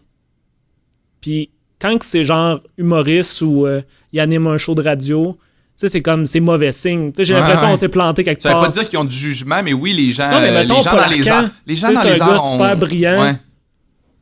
Il n'y a aucun pouvoir. Peut-être que là, on va dire, il y a un bon pouvoir, il parle au peuple, blablabla. Mais tu sais, t'es comme, idéalement. Les politiciens, je pense, c'est des gens intelligents, mais la politique tue son homme. Puis la politique, pour moi, je suis très cynique là-dessus, mais ils sont pas tous intelligents. Il y en a des crétins, c'est clair, des arrivistes. Non, mais tu sais, mettons, Bolduc, c'est pas un cave, il a eu sa médecine. Peut-être c'est ça l'affaire. Peut-être que ça montre. Vous pouvez tous être médecins. Tu peux avoir 120 QI puis être niaiseux. C'est ça que ça montre. Là, aucun sens commun. Mais j'ai pas il y a beaucoup d'épais. Tu sais, il y a beaucoup de monde. Mais si on te mettait un micro, mais moi je serais pas un micro. Non, mais je dis, on peut avoir du jugement parce qu'on a le temps de réfléchir sur chacune de nos déclarations. Mais si, mettons, il arrivait, moi personnellement, qui est enclin à dire des choses rapidement puis sans nécessairement réfléchir des fois, j'en dis des niaiseries. Tu sais que t'étais rationnel tantôt. J'ai un peu ce côté-là aussi. On réfléchit quand même. Il y a du monde qui dit juste des conneries. Ouais. Tu as quand même un filtre. Oui, j'ai un filtre, mais si on me mettait un micro, si j'étais ministre puis on me mettait un micro après chaque événement, genre non-stop, puis genre, faut que tu dises ton opinion tout de suite, ben je tomberais rapidement dans la langue de bois de dire, ben nous allons vérifier, nous allons faire un comité pour vérifier. Parce que si tu dis vraiment ce que tu penses là, on te reprendrait ça. Ben, si tu dis ta réaction à chaud, c'est sûr que tu vas te mettre les pieds dans les plats, à moins d'avoir un sens là, de la politique là, à la Denis Coderre qui sait sentir le. Je me demande s'il pense des choses ou s'il sait ce que les gens pensent. C'est pas pareil. C'est un excellent politicien. Comme dans Jean le côté Charest semi-péjoratif. Oui, exactement.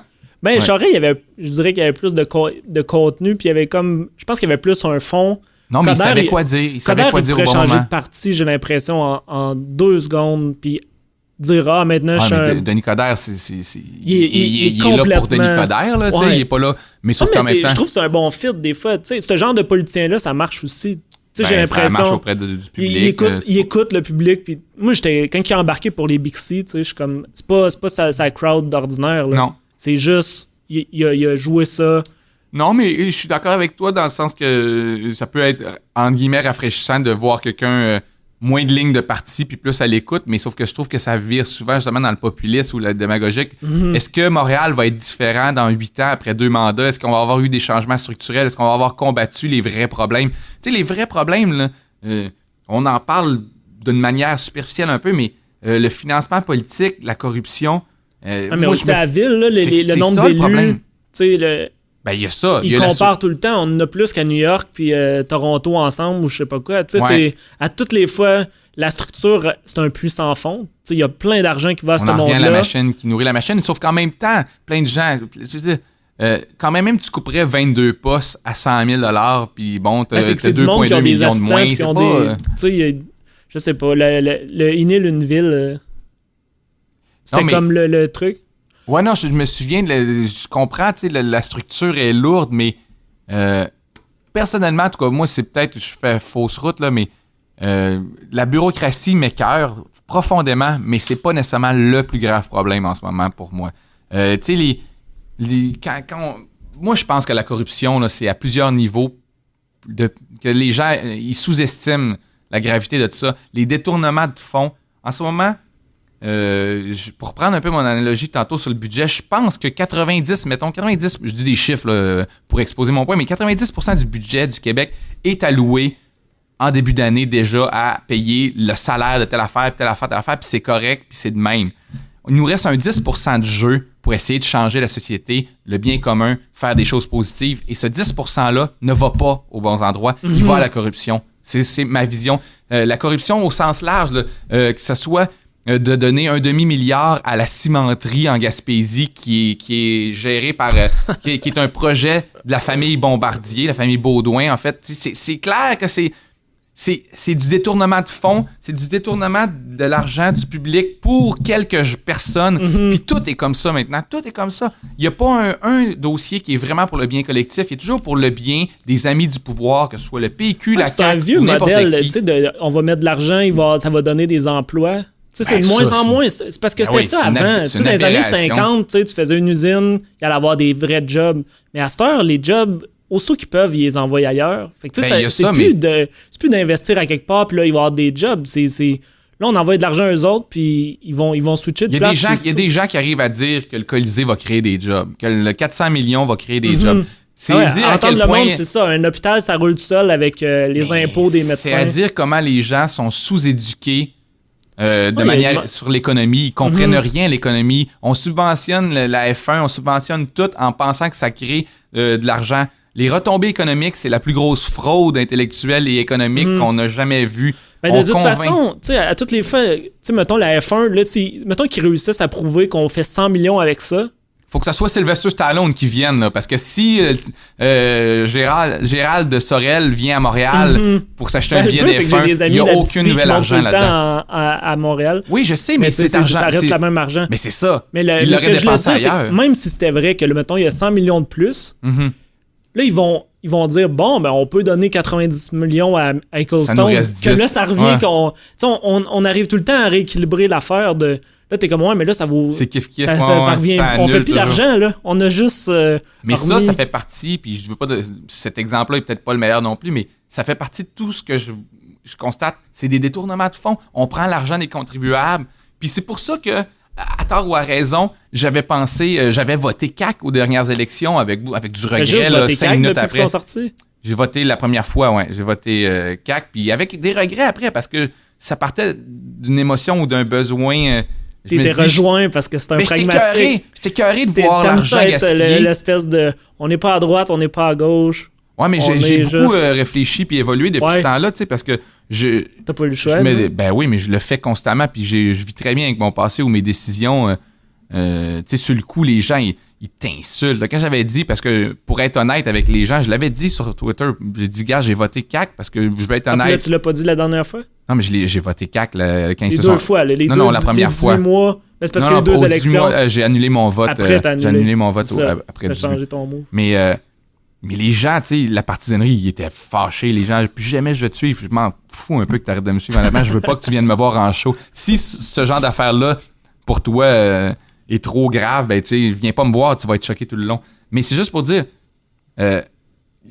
ça venait rejoindre un besoin de... J'étais écœuré de voir cet argent-là gaspillé. Puis je parle même pas des subventions aux arts, puis tout, là. Qui est un autre débat, mais qui en a aussi, le détournement de fonds là-dedans. Au moins, l'art, il y a quelque chose qui reste. J'ai l'impression, une cimenterie, c'est comme, OK, on a fait plus de ciment. L'art, au moins, il y a... Puis j'ai m'embarquer dans ce débat-là. La culture, parce que si j'arrive dans ma famille, la culture, c'est important. Ouais, mais essayer d'expliquer à quelqu'un que la culture est importante. S'il trouve pas que c'est important, il y a comme rien à faire. Je sais, mais c'est parce qu'ils réalisent pas tous les bienfaits. Ils réalisent pas comment... Les gens au Québec, ça pourrait aller mieux, puis ça devrait aller mieux, mais les gens réalisent pas comment c'est cool, le Québec. Les chialeux de droite et de gauche aussi qui chialent, ceux qui chialent là, aux États-Unis ou en Norvège, ils savent pas comment c'est le fun, le Québec. Il faut vraiment pas s'être informé assez ou pas avoir assez voyagé pour voir comment c'est bien. J'ai l'impression que on va juste catcher une fois que ça sera plus là. T'sais, quand, mettons, là, on va devenir, mettons, une province comme les autres, t'sais, là, ça va être comme... L'Alberta, tu sais, on avait ça. L'Alberta, tu vas faire 150 000 ou 140 000, peut-être, là. Mais vivre, là, dans un... Tu sais, les gates, là, les espèces de quartiers protégés avec une clôture autour, là. Oui, t'as ton bonheur d'avoir gagné 150 000 par année, mais c'est pas cool comme ambiance de vie. C'est pas le fun. Ça va finir par miner ton moral. Puis les gens réalisent pas comment la paix sociale, puis c'est le fun au Québec, puis on vit, puis on est confortable. Puis ça, c'est entre autres grâce aux investissements puis au filet social qu'on a. Moi, j'entendais un gars à radio dernièrement. Tu sais, on nous spin des affaires, là. Le gars, il disait... J'ai plus une scène, le gouvernement, il sait pas que j'ai plus une scène. Il dit, je me vois plus sur le plateau parce que il y a des parcomètres partout, puis j'ai plus une scène. Il dit, j'ai décidé d'habiter en banlieue, pas sur le plateau, parce qu'en banlieue, je peux, pour le même prix, j'ai une maison, j'ai une piscine creusée, puis j'ai 2 chars. Le gars, il dit qu'il n'y a pas une scène, mais il vient d'énumérer plus que 92% de la planète genre. Ouais. Mais il n'y a pas une scène. Non, c'est ça. Arrête, tu sais. Sur Facebook, cette semaine, j'ai une amie, ça disait, je pense que c'est pour les grosses maisons, tu sais, ils vont augmenter, ils parlaient d'augmenter l'électricité pour les grosses maisons, puis là, elle pétait sa coche sur là, ça va faire, tu sais, on n'a plus d'argent, puis là, après, c'est son statut d'après, tu sais, j'aurais aimé ça juste qu'elle l'accuse, le fait que, tu sais, ça fait 2 de suite, puis là, elle dit genre, cherche un restaurant à Québec, tu sais, on a 200$, mettons, tu sais, puis là, je suis comme, OK. Parce qu'on n'est pas riche au Québec, c'est clair qu'on n'est pas riche quand j'écoutais. Ouais, mais c'est le gars à radio, il finit par te convaincre que tu te fais enlever de l'argent de partout, c'est épouvantable. Non, mais c'est juste, je suis pas pour l'appauvrissement des gens, puis je trouve, j'aime notre mode de vie. Qui est pour ça? Bien. Non, c'est ça, j'adore notre mode de vie. Moi, j'ai la chance, vraiment, ça va bien mes affaires, j'ai un bon mode de vie, mais les gens réalisent pas. C'est sérieux, va en Europe et regarde c'est quoi un appartement moyen avec une laveuse sécheuse de la grosseur d'un micro-ondes, avec l'eau frette quand tu prends ta douche, t'es à Paris, les murs pas isolés, puis tu reviens à Montréal, tu regardes les maisons des gens, puis tout le monde se plaint qu'ils sont étranglés, sont pauvres avec leur TV 52 pouces. C'est les médias vraiment qui te convainquent que c'est épouvantable. On est confortable, on n'est pas riche, mais on est confortable, puis le reste de la planète, il y a juste les États-Unis puis le Canada qui ont cette qualité de vie, honnêtement. Ils l'ont pas dans le reste du monde. Leur modèle, tu sais, qui est souvent ce qu'on prône, tu sais, le monde de droite, il y a envie ça va pas bien. Tu sais, ils sont pas sur une pente ascendante, ça va mal, tu sais. Non, puis les inégalités sociales, ça crée des tensions, ça crée des... Tu sais, je peux pas croire qu'il y a vraiment des gens qui se complaisent, qui soient heureux d'être dans leur gros SUV Mercedes, d'aller au Old Renfrew dans le centre-ville, de sortir, de mettre le système d'alarme vite, de marcher vite sur la rue parce qu'ils ont peur, rentrer dans l'Old Renfrew, de ressortir avec 2000$ de linge, marcher vite parce qu'ils ont peur des gens. Puis ils ont un gun, tu sais, on dirait que ça vient tout avec. Faut que tu aies un gun parce que il y a du monde qui ont tellement... C'est pour ça, c'est qui avait dit ça? C'est tellement le même exemple que je sors, mais tu sais, le bien-être social, tu sais, ça existe pas pour aider le monde tant que ça dans Hochelaga. Ça existe pour que le monde dans Westmount, il n'y ait pas besoin de mettre une crime de grosse gate, justement. T'sais, tant que tu as une espèce de confort, que les pauvres sont pas si pauvres, ben ils vont pas aller hijacker les plus riches. C'est ça que tu t'achètes, la paix sociale. Puis c'est pas hypocrite, c'est genre en même temps pour le bien collectif, mais oui. C'est pour ça que moi je suis content que... tu sais, il y en a qui disent la gauche caviar ou l'hypocrisie de la gauche. C'est pas hypocrite, la gauche. Ça me fait chier d'entendre ça parce que la gauche, oui, il y en a de la gauche qui gagne 300 000 par année, mais si elle militait pour les baisses d'impôts, là, elle serait hypocrite. Mais si elle milite pas pour ça, c'est comme si on n'est pas capable de le comprendre. On est comme, ben là, t'as 300 000, tu devrais penser de même. Hypocrite, tu devrais être égoïste comme moi. Puis là, quand ils le sont pas, t'es comme, ben là. Mais tu sais, je comprends des fois que ça peut être facile, tu sais, quand t'as 300 000, de dire, là, j'ai acheté le petit truc sur le plateau, bio, Québec. C'est comme, c'était Yvon Deschamps, je pense, dans les années 70, il disait, ben là, je vais acheter québécois, mais tu sais, une petite table à 800$, tu sais, je suis québécois, mais je suis pas fou. Tu sais, je comprends des fois, ben là, ouais, c'est facile pour toi d'acheter tous les cossins, mais c'est pas tout le monde qui a ces moyens-là. Non, mais c'est sûr qu'il y a une gauche bien pensante, il y a une gauche, paternaliste qui comprennent pas la réalité de bien des gens, tu sais, puis effectivement... C'est weird, comme à gauche, t'as un fardeau. T'as un fardeau de...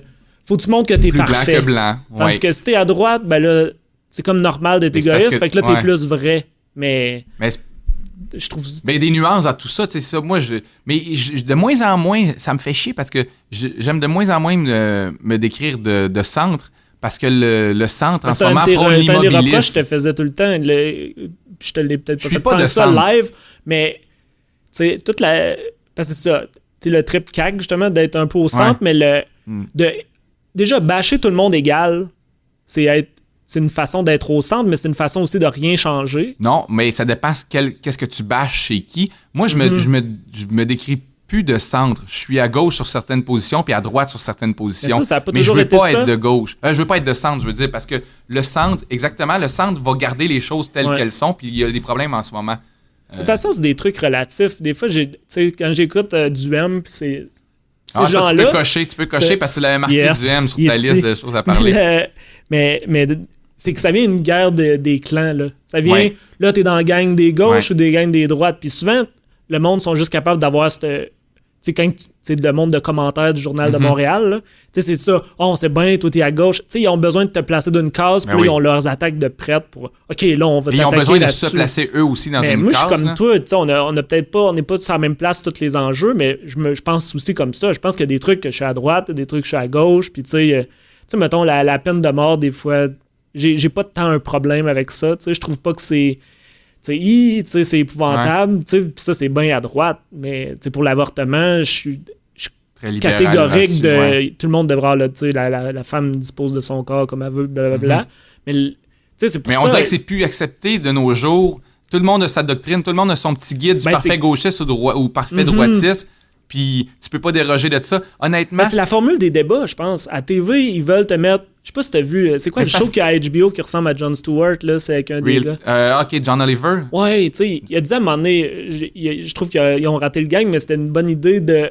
Ils disent, pour le réchauffement de la planète, ils disaient il y a 97% des scientifiques qui pensent que ça existe, puis il y en a 2 qui pensent que non. Puis là, ils disent OK, on va faire un débat qui est proportionnel, on va mettre 97. Fait que là, il y a plein de scientifiques, puis là, il y en a juste 2 qui sont là. Mais, tu sais, c'est ça, un débat, c'est que là, tu mets un gars complètement à droite, l'autre complètement à gauche, puis t'es frais s'affronter. Non, mais c'est pas. Ben, pour moi, il n'y a pas un problème à ce qu'un gars à gauche et un gars à droite se confrontent si l'objectif du débat, c'est de faire sortir des vérités ou de faire sortir des trucs. C'est comme si on pense que le public, il va finir par voir une vérité. Le fait pas, il n'est pas si wise que ça, le public. Puis à un moment donné, t'as pas le goût de tout vérifier. Fait qu'il y en a un qui peut dire... Tu sais, du M, là, je l'avais vu à un moment donné. Tu sais, il y avait un show de débat, c'était Stéphane Bureau qui animait ça à Télé-Québec. Je sais pas si tu te souviens. C'était un show un peu obscur, mais Duhem avait scoré fort. Il était pas connu encore, mais il dominait sur... Tu sais, toutes les espèces de sophismes. C'est un bon débatteur, mais oui, il est malade, là. Il est super bon. Puis d'ailleurs, quand tu le vois, tout le monde en parle, il change son discours. Tu le vois, il s'adoucit, il s'arrange pour... Tu sais, il est très conscient de ce qu'il dit partout. C'est un gars brillant. Fait que c'est facile de... Tu peux gagner un débat à TV, mais... Tu peux perdre. Tu peux gagner, mais perdre. Ouais, c'est... Le débat a perdu... L'art du débat a perdu, mais toi, t'as gagné. T'étais pas sincère. Mais c'est comme, tu peux gagner, c'est ça, tu peux gagner une game de football en dégonflant des ballons. C'est un peu ça. Mais l'enjeu est moins... L'enjeu est moins, mais ça me gosse ça parce que les gens, tu sais, on vit une époque où les gens sont perdus un peu. Je veux pas tomber dans le philosophique ou dans le social, mais les gens sont perdus, ils cherchent des bouées, notre réalité change, les valeurs changent, le monde change rapidement, plus rapidement que les gens sont capables d'assimiler.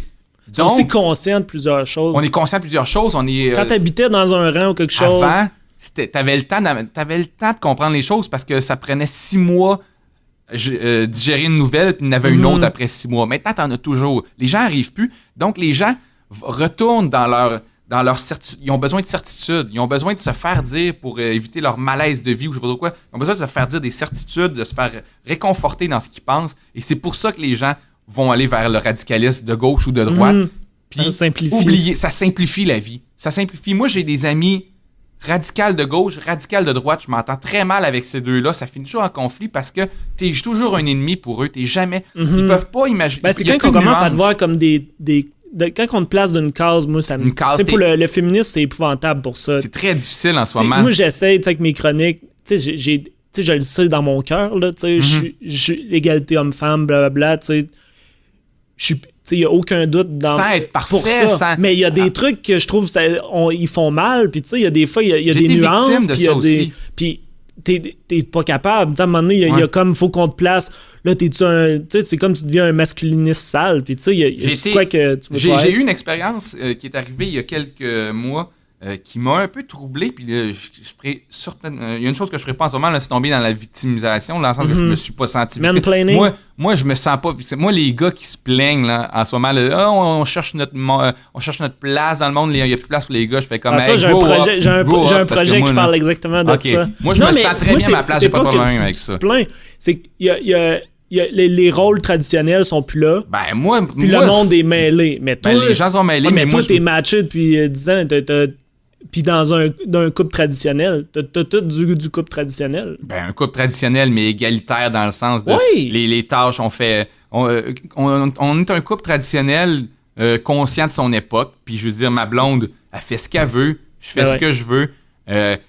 Puis des fois, je me fais accuser. J'ai fait un gag sur Internet dernièrement que j'ai dit à quelqu'un, genre, un de mes amis m'avait demandé, on sortit à soir, je dis, attends un peu, je vais demander à ma blonde. Puis j'ai fait un gag là-dessus. Oui, puis là, il y a des gars qui se sont mis à m'insulter. C'est comme, ouais, c'est quoi cette affaire-là?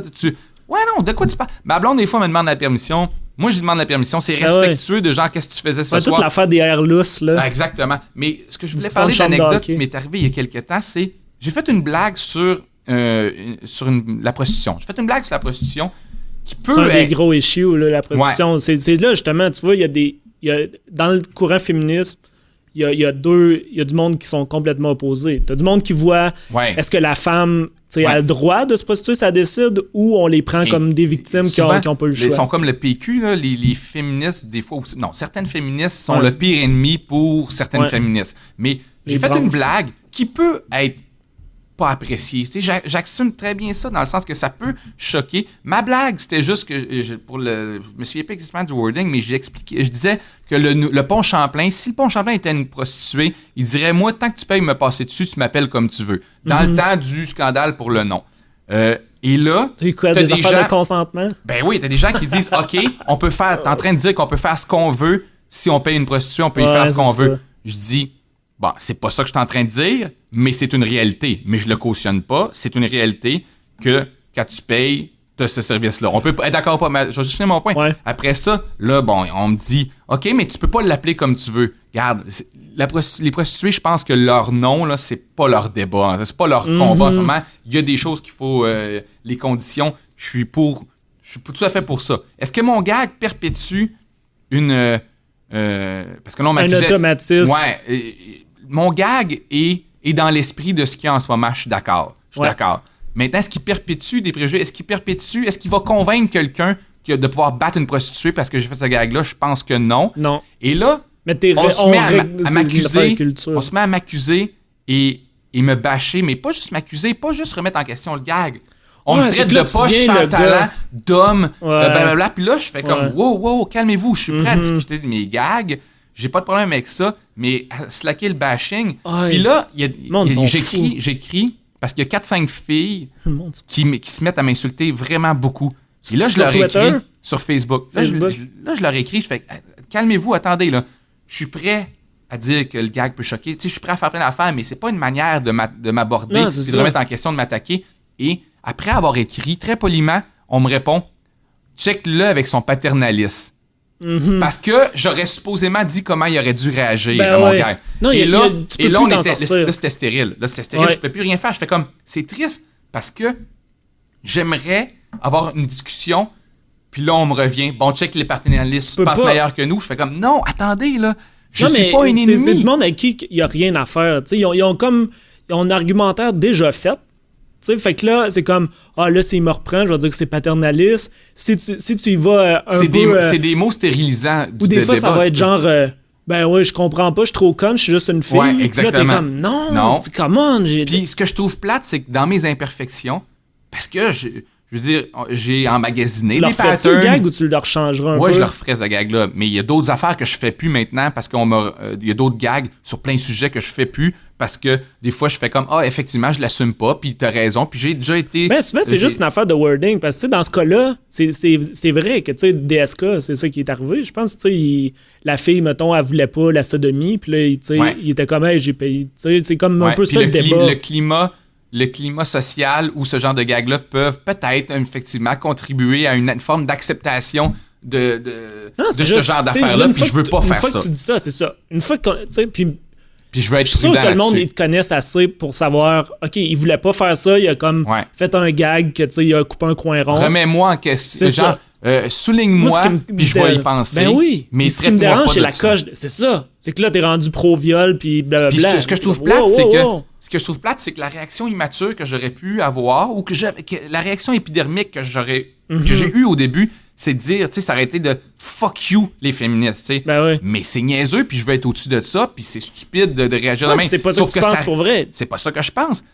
Mais c'est juste. Mais je me dis juste, mettez-moi pas dans la case ennemie. Je peux, tu peux faire mon éducation, puis là, je vais faire du maternalisme. Tu peux faire mon éducation, je peux des fois me tromper, mais mets-moi pas, antagonise-moi pas dans les ennemis, parce qu'après ça, si tu me perds des gens comme moi, je me dis, imagine tous les gens que tu perds dans le Journal de Montréal, en réalité. Moi, je suis pour l'égalité homme-femme, je le suis profondément, je vois pas ça comme un combat ou un ennemi, puis je me sens... Genre, je veux être de ton côté, rejette-moi pas. Et je sens la même affaire, des fois, du côté radical de la gauche, où j'arrive, où genre, je vais dire, je suis pour des politiques sociales, telle affaire, puis si j'ai un café McDo, ben, too bad, c'est fini. Je suis de l'autre côté. Ou la langue française, que là, moi, j'utilise des mots en anglais, là, je suis rendu compte le français, t'es comme, non, calme-toi. J'écoutais Gabriel Nadeau-Dubois à Deux Hommes en Or il y a 2 semaines. Je l'ai trouvé tempéré, je l'ai trouvé nuancé, très intéressant. Malheureusement, il est entouré de gens qui le sont moins des fois, mais je l'ai trouvé utile à sa cause. Parce que, mettons, quelqu'un disait « Ouais, mais tu gagnes ta vie, t'es l'affaire », il dit « On peut pas se retirer de la société. » Il dit « Tu peux pas, mettons, tu dis « Je suis à gauche pour telle affaire, je peux pas me retirer de la société et jamais manger de fast-food. » Quel paternalisme. Je l'ai trouvé brillant. Je trouve que c'est un gars brillant, mais qui est récupéré des fois ou victime parce que... Mais tu le vois qu'il est conscient de tout, je trouve. Tu sais, là, il va dire quelque chose, là, il va dire « Ah, là, je sais qu'on va penser telle affaire. » Puis il va réajuster, puis... J'ai le droit d'avoir une voiture, même si je suis pour l'électricité. Même si je suis contre le pétrole, j'ai le droit d'avoir une voiture. Total, il faut qu'il justifie toutes les fois qu'il sert de son char, puis il essaie d'expliquer, tu sais, t'es comme « Wow. » Puis non, c'est le monde intelligent, je pense qu'il voit ça, puis là, des fois, t'as comme un problème qui manque de... Il manque de gens intelligents. Ça plate, parce que ça devient agressif, puis je me sens... ça me fait chier. C'est là qu'on voit les vrais tabous. Parce que la droite, ils sont comme... En fait, c'est comme les... si tu viens dans Star Wars, la droite te rejette pas. La droite veut c'est des nouveaux... C'est le côté sombre, tu vas C'est le côté sombre, moi non, mais ils agissent un peu plus comme les... Ils veulent séduire les gens pour venir vers eux parce qu'ils ont besoin de plus de gens. Ben, la gauche veut pas séduire les gens, ils veulent juste... Dans les extrêmes, tu parles. Dans les extrêmes, bien sûr, dans les extrêmes. Mais tu sais, sur les réseaux sociaux, j'ai eu beaucoup de conflits. C'est pour ça que j'y vais moins maintenant, puis je trouve ça... Ça m'affecte, honnêtement, ça m'affecte, là.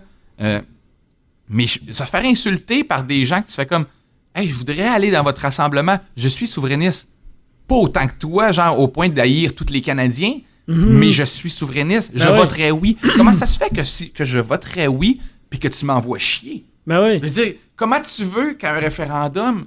je sois dans ta gang si tu m'envoies chier pendant 4 ans. Le drapeau du Québec, à ce temps, c'est rendu mauvais signe quand t'as le drapeau du Québec dans ton avatar. On dirait que c'est suite, oh shit, là, ça sera pas beau. T'es des radicaux, tu sais, puis avec les affaires des terroristes, là, c'est d'autres réflexions que j'ai en ce moment, mais il y a des gens là qui sont aussi radicaux antiterroristes que les terroristes eux-mêmes. Bon, ils passent pas à l'acte, là, je suis pas en train de les accuser de ça, mais moi, j'ai sur mon Facebook, là, des gens, honnêtement, que je me... Toi, t'es open, là? Ton Facebook, est-tu juste tes amis? Non. T'as accepté tout le monde? Non, j'ai ma fanpage, mais j'ai mon Facebook à moi, mais je veux dire... Non, mon Facebook qui récolte, genre, mettons, j'ai 600 personnes que j'ai croisées au fil des années, tu sais, j'ai fait un peu de ménage, mais je veux dire, t'as des gens là-dessus qui tiennent des discours tellement radicaux que si un jour...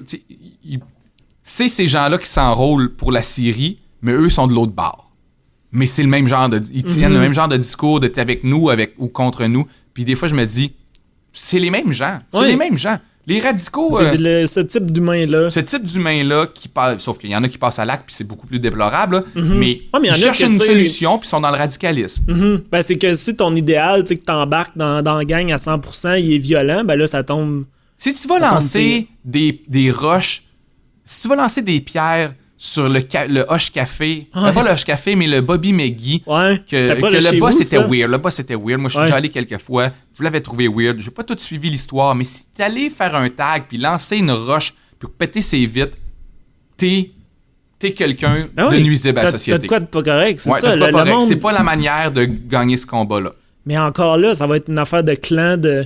Là, Entre eux, ils sont convaincus d'être pour la vertu, puis tout est bon pour la vertu. Ben, t'es exactement le même genre de personnes qui sont ailleurs dans le monde ou religieux.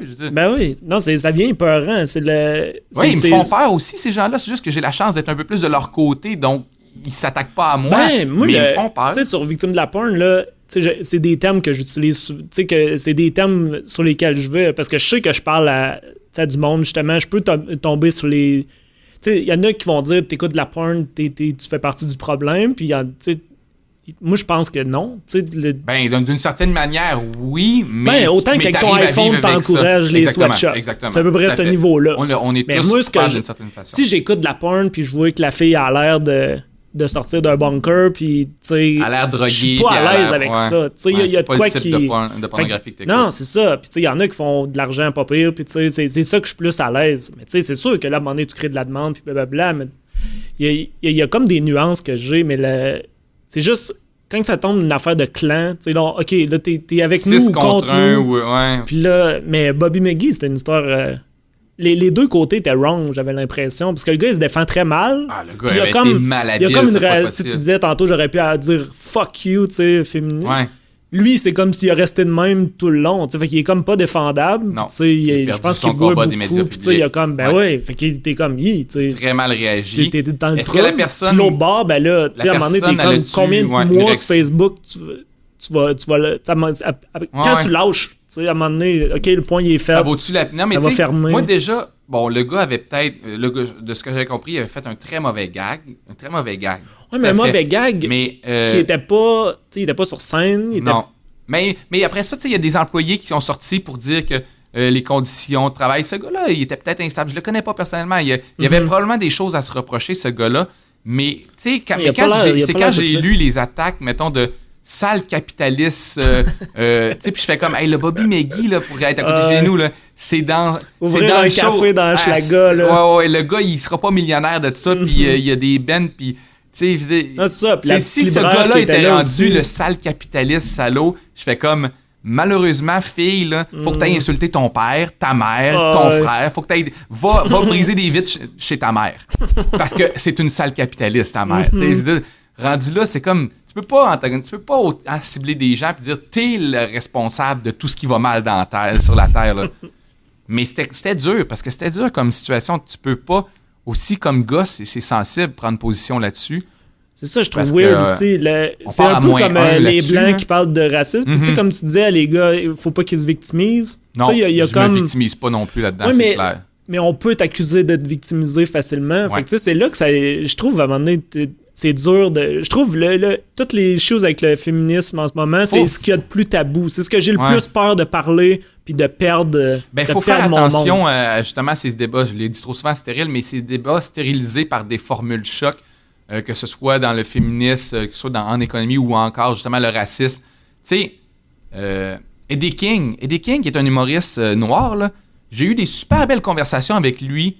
Sur le blackface, la première fois quand il y avait eu... dans le métier aussi? Quand il y avait eu le scandale de Mario Jean, première fois aux Oliviers, et il m'avait fait... Où est-ce qu'on a comme amené le blackface au Québec? On a importé le blackface. en faisait 1000, puis ça... Mais, et je comprenais bien son point, puis j'étais comme sensiblement d'accord, genre, du moins...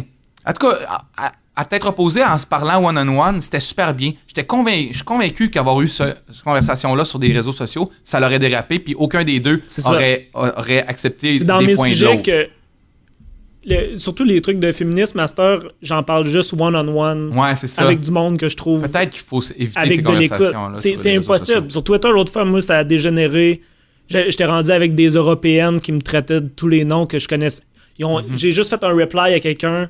Puis ça l'a explosé partout. Puis c'est comme, voyons, puis ils disent des trucs que ça fait aucun sens. Mais c'est ça, pour le blackface, je me suis ostiné. J'étais allé à New York juste avant Noël, puis dans le run de char, c'est 6 heures de temps, puis il y a 1 heure, je pense on débattait entre writers du blackface. Mais moi c'est ça qui est plate, c'est que je ne sais pas quoi penser, dans le sens que c'est complexe, parce que on est face à un groupe d'individus qui se sentent choqués, qui ont une sensibilité pour quelque chose, et qui ont droit à avoir cette sensibilité-là. Le groupe, l'autre côté, qui dit, ben nous, on fait pas ça dans le but de choquer. Ben, c'est ça la réalité. C'est tout. C'est tout ce qu'on a. Puis là, il faut que tu penches d'un bord ou l'autre. Il faut que tu choisisses. Ben, je sais pas. Mon côté humoriste me dit que la réalité québécoise est pas la même qu'aux États-Unis. On n'a pas le même historique. On n'a pas le même contexte. Et j'ai l'impression que les gens qui sont choqués par les blackface, parce que j'ai des amis noirs qui sont pas choqués par ça, j'en ai d'autres qui sont choqués. Ceux qui sont choqués par ça sont très anglophones, tournés vers la culture américaine. C'est ça. Et ont assimilé la culture américaine. C'est ça qui me choque dans ce débat-là. J'ai l'impression que c'est juste une autre preuve de notre américanisation. Ouais. C'est la mondialisation des conflits ou des problèmes. Ouais, mais c'est pas la mondialisation, c'est comment ils sont aux États-Unis. Puis on va finir ça bientôt, j'imagine. Ouais. Mais c'est ça, j'ai l'impression que c'est une conséquence de l'américanisation. Puis là, ce qui nous choquait pas il y a 15 ans, là, c'est rendu... Non, maintenant, aux États-Unis, c'est passé de quoi en 1900... Mais c'est ça, mais c'est parce que... ce qui était important là-dedans, c'est pas ce qui choquait pas les Blancs. C'est normal que ça choquait pas les Blancs, ils le connaissaient pas. La question, elle serait à savoir s'il y a 15 ans ou si les Haïtiens qui arrivent ici, est-ce qu'ils étaient choqués eux aussi? Mm-hmm. Parce que être blanc ou noir, t'étais pas choqué si tu sais pas toute cette histoire-là. Exactement. Là, c'est de savoir que c'est un tabou. Exactement. Mais moi, j'avais un argument je sais vraiment... pas de quel côté pencher. Je vais leur faire mon argument qui ça n'a pas passé dans le char vu que c'était complètement absurde, mais je prends une machine à voyager dans le temps, on avance de 1000 ans, on est rendu à l'an 3000, puis là, on ressort de là, puis là, il y a quelqu'un qui en fait un blackface, puis personne ne se choque, mais nous, on a notre culture du temps. Est-ce que tu dois l'enseigner à tout le monde? Ouais. À partir de quand tu dis... Ben là, dans le fond, c'est niaiseux. Pour tous les traits physiques du monde, on fait ça. Fait que, la question serait de savoir, est-ce que ça l'a choqué quelques gens de la communauté noire et l'autre n'était pas au courant, ou ça l'a choqué beaucoup de gens de la communauté noire? Si l'histoire est connue déjà, la culture, c'est important de le savoir, mais je saurais pas, moi, comment défendre. Dans le sens que... Parce que le plus, c'est que, on parlait de Guillaume Saint-Onge. Lui, il a écrit le sketch. Il était dans ceux qui ont écrit le sketch. Mais lui... je pense qu'ils ont comme parlé des auteurs pendant le débat puis tout. Puis, sur une feuille de papier, t'écris Piqué Souban, t'écris pas on prend un blanc puis on le maquille en... fait que là, c'était pas... ça n'a rien à voir avec les auteurs du gag. Mais qu'est-ce que tu voulais... En tout cas, on a tellement parlé, mais c'est ça. Moi, je pense qu'à un moment donné, il y a une partie du monde qui ont une culture plus américaine que ça te dérange. Ouais. Puis là, tu sais ça. Fait que là, qu'est-ce que tu fais avec ça? Ouais. Puis là, c'est comme... Tu leur expliques, écoute, on n'avait pas de comédien de plus, il faut que tu comprennes la réalité, blablabla. Puis là, je comprends que ça te choque. Puis là, c'est comme, mais on va pas changer tout le show, pour ça. Ben, tu peux avoir ce discours-là. Je pense pas que ça va les faire changer d'avis, par contre. Non, mais si tout le monde s'est compris, là, il reste l'émotion, c'est sûr. Ouais. T'es choqué, tu trouves ça plate. OK, je nie pas ça. C'est juste...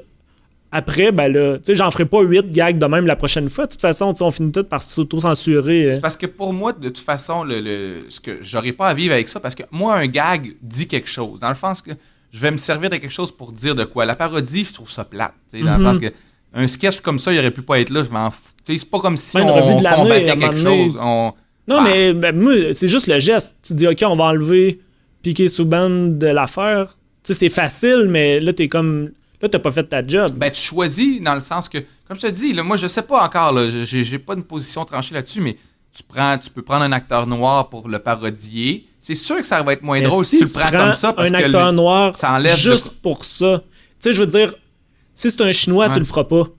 Il y a juste pour le... Tu sais, là, il y a comme on s'ajoute des contraintes. Tu sais, c'est comme, j'ai l'impression que le Québec est rendu plus loin, puis là, on se recule pour revenir au niveau du racisme américain. C'est parce que c'est sûr que de toute façon, il y a une définition de...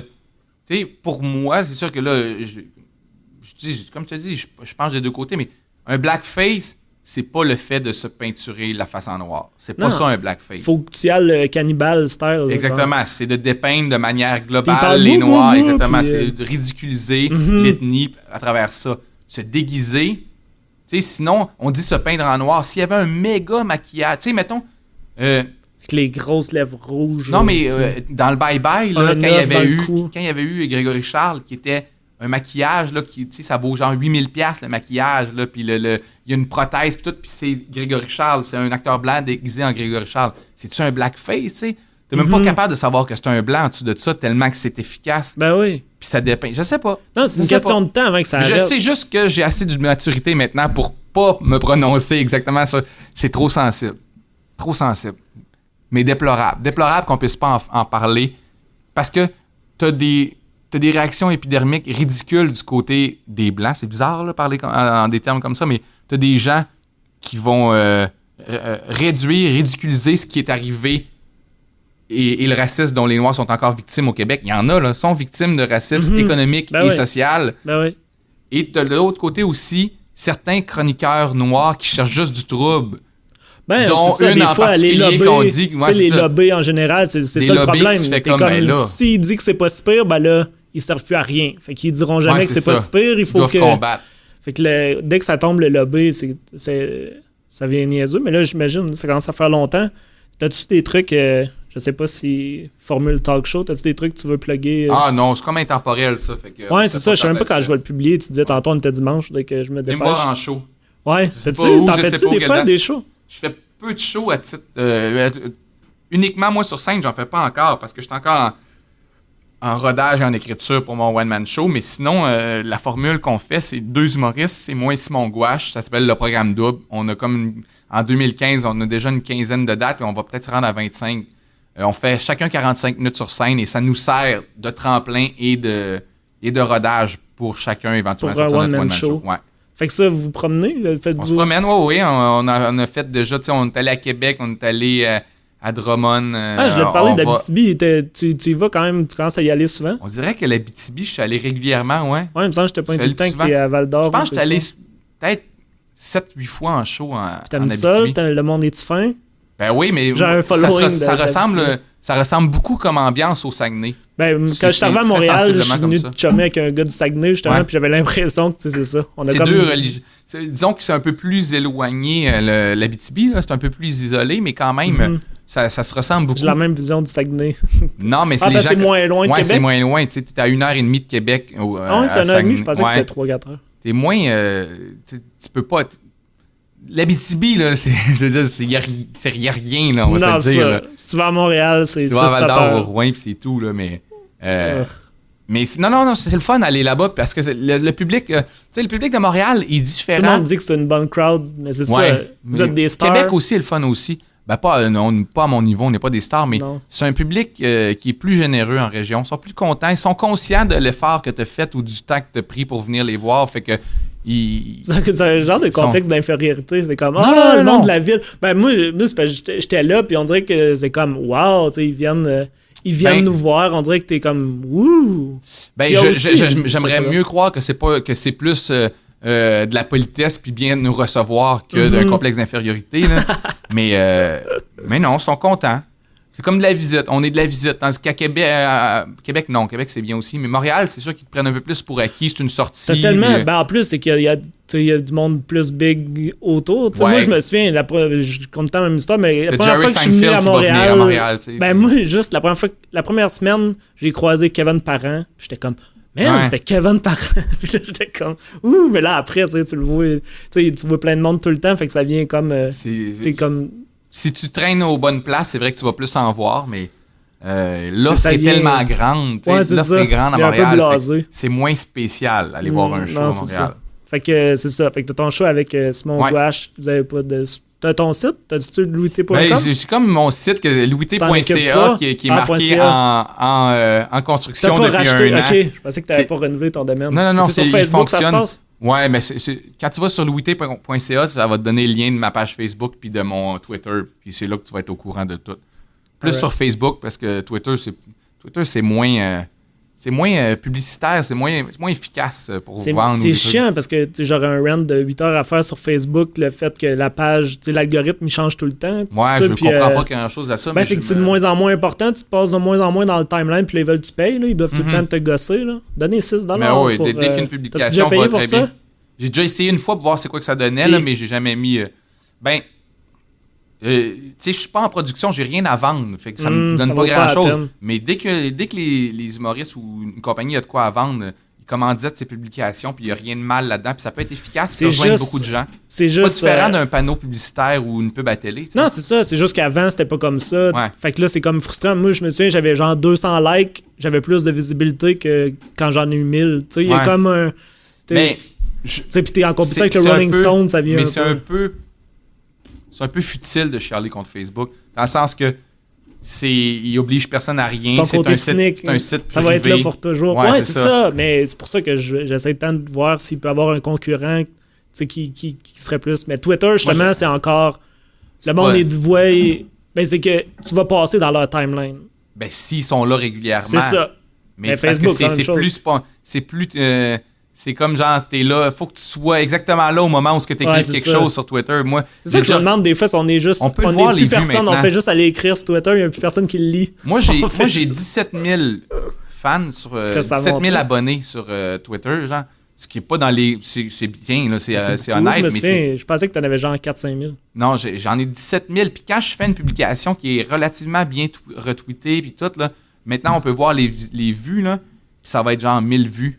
1200 vues. C'est pas énorme, je le vois avec mon blog, là, que je fais un post, là, je vois comment de monde ont cliqué, puis j'ai quoi, peut-être 2000, je suis au bord de 2000, ça fait 6 ans à peu près, puis là il va y avoir peut-être une centaine de clics au bout de la ligne. Ouais, mais sauf que sur Facebook, quand j'ai juste 6000 fans sur Facebook. Je préfère dire abonnés, fans, c'est pas cool, là, mais quand je fais quelque chose qui va bien, là, quand je fais une publication qui va bien, là, ça va être à peu près 7-8 000 vues. Fait que c'est dire comment Facebook offre une plus grande vitrine que Twitter. Non, c'est ça. On ne repartira pas là-dessus. Ouais, je te remercie d'être venu. Ça a été cool. C'était exactement ce que je voulais, genre de discussion. J'ai à peu près... T'as des textos qui rentraient? J'ai genre 12 textos que j'ai pas lus. C'est bon, ça m'a gardé honnête de voir que ça buzzait. Mais c'est ça. Fait que c'est ça. Tu reviendras à un moment donné... T'es toujours ici, à la bibliothèque. Je bouge pas d'ici. Le monde, il me regarde en passant. Je fais des babayes. Mais merci, je vais sûrement faire une autre conclusion. On est comme à la radio là, de la radio CISM ou je sais pas trop quoi, là, qui ont pignon sur rue. Là, tu te voyais pas, mais le monde ralentissait. Il y a un monsieur tantôt qui est resté là, genre 2 minutes, en arrière de toi. Et ils se disent, c'est qui la rockstar? Ouais. Ben, ils savent pas laquelle des deux. Entre nous ils savent que moi, j'en suis pas une. Toi, t'as du mystique. Alright, merci beaucoup. Ça fait plaisir. Alors voilà, c'était la toute première émission de mavoixradio.com. N'oubliez pas d'aller vous abonner sur iTunes, SoundCloud, toute la famille. J'ai une page Facebook, fait que essayez de suivre quelque chose pour savoir c'est quand la prochaine émission, vu que c'est pas encore cet été si je vais faire ça régulièrement toutes les semaines ou à tel jour de la semaine. Donc restez abonnés, restez modernes et on se voit pour la 2e émission de mavoixradio.com.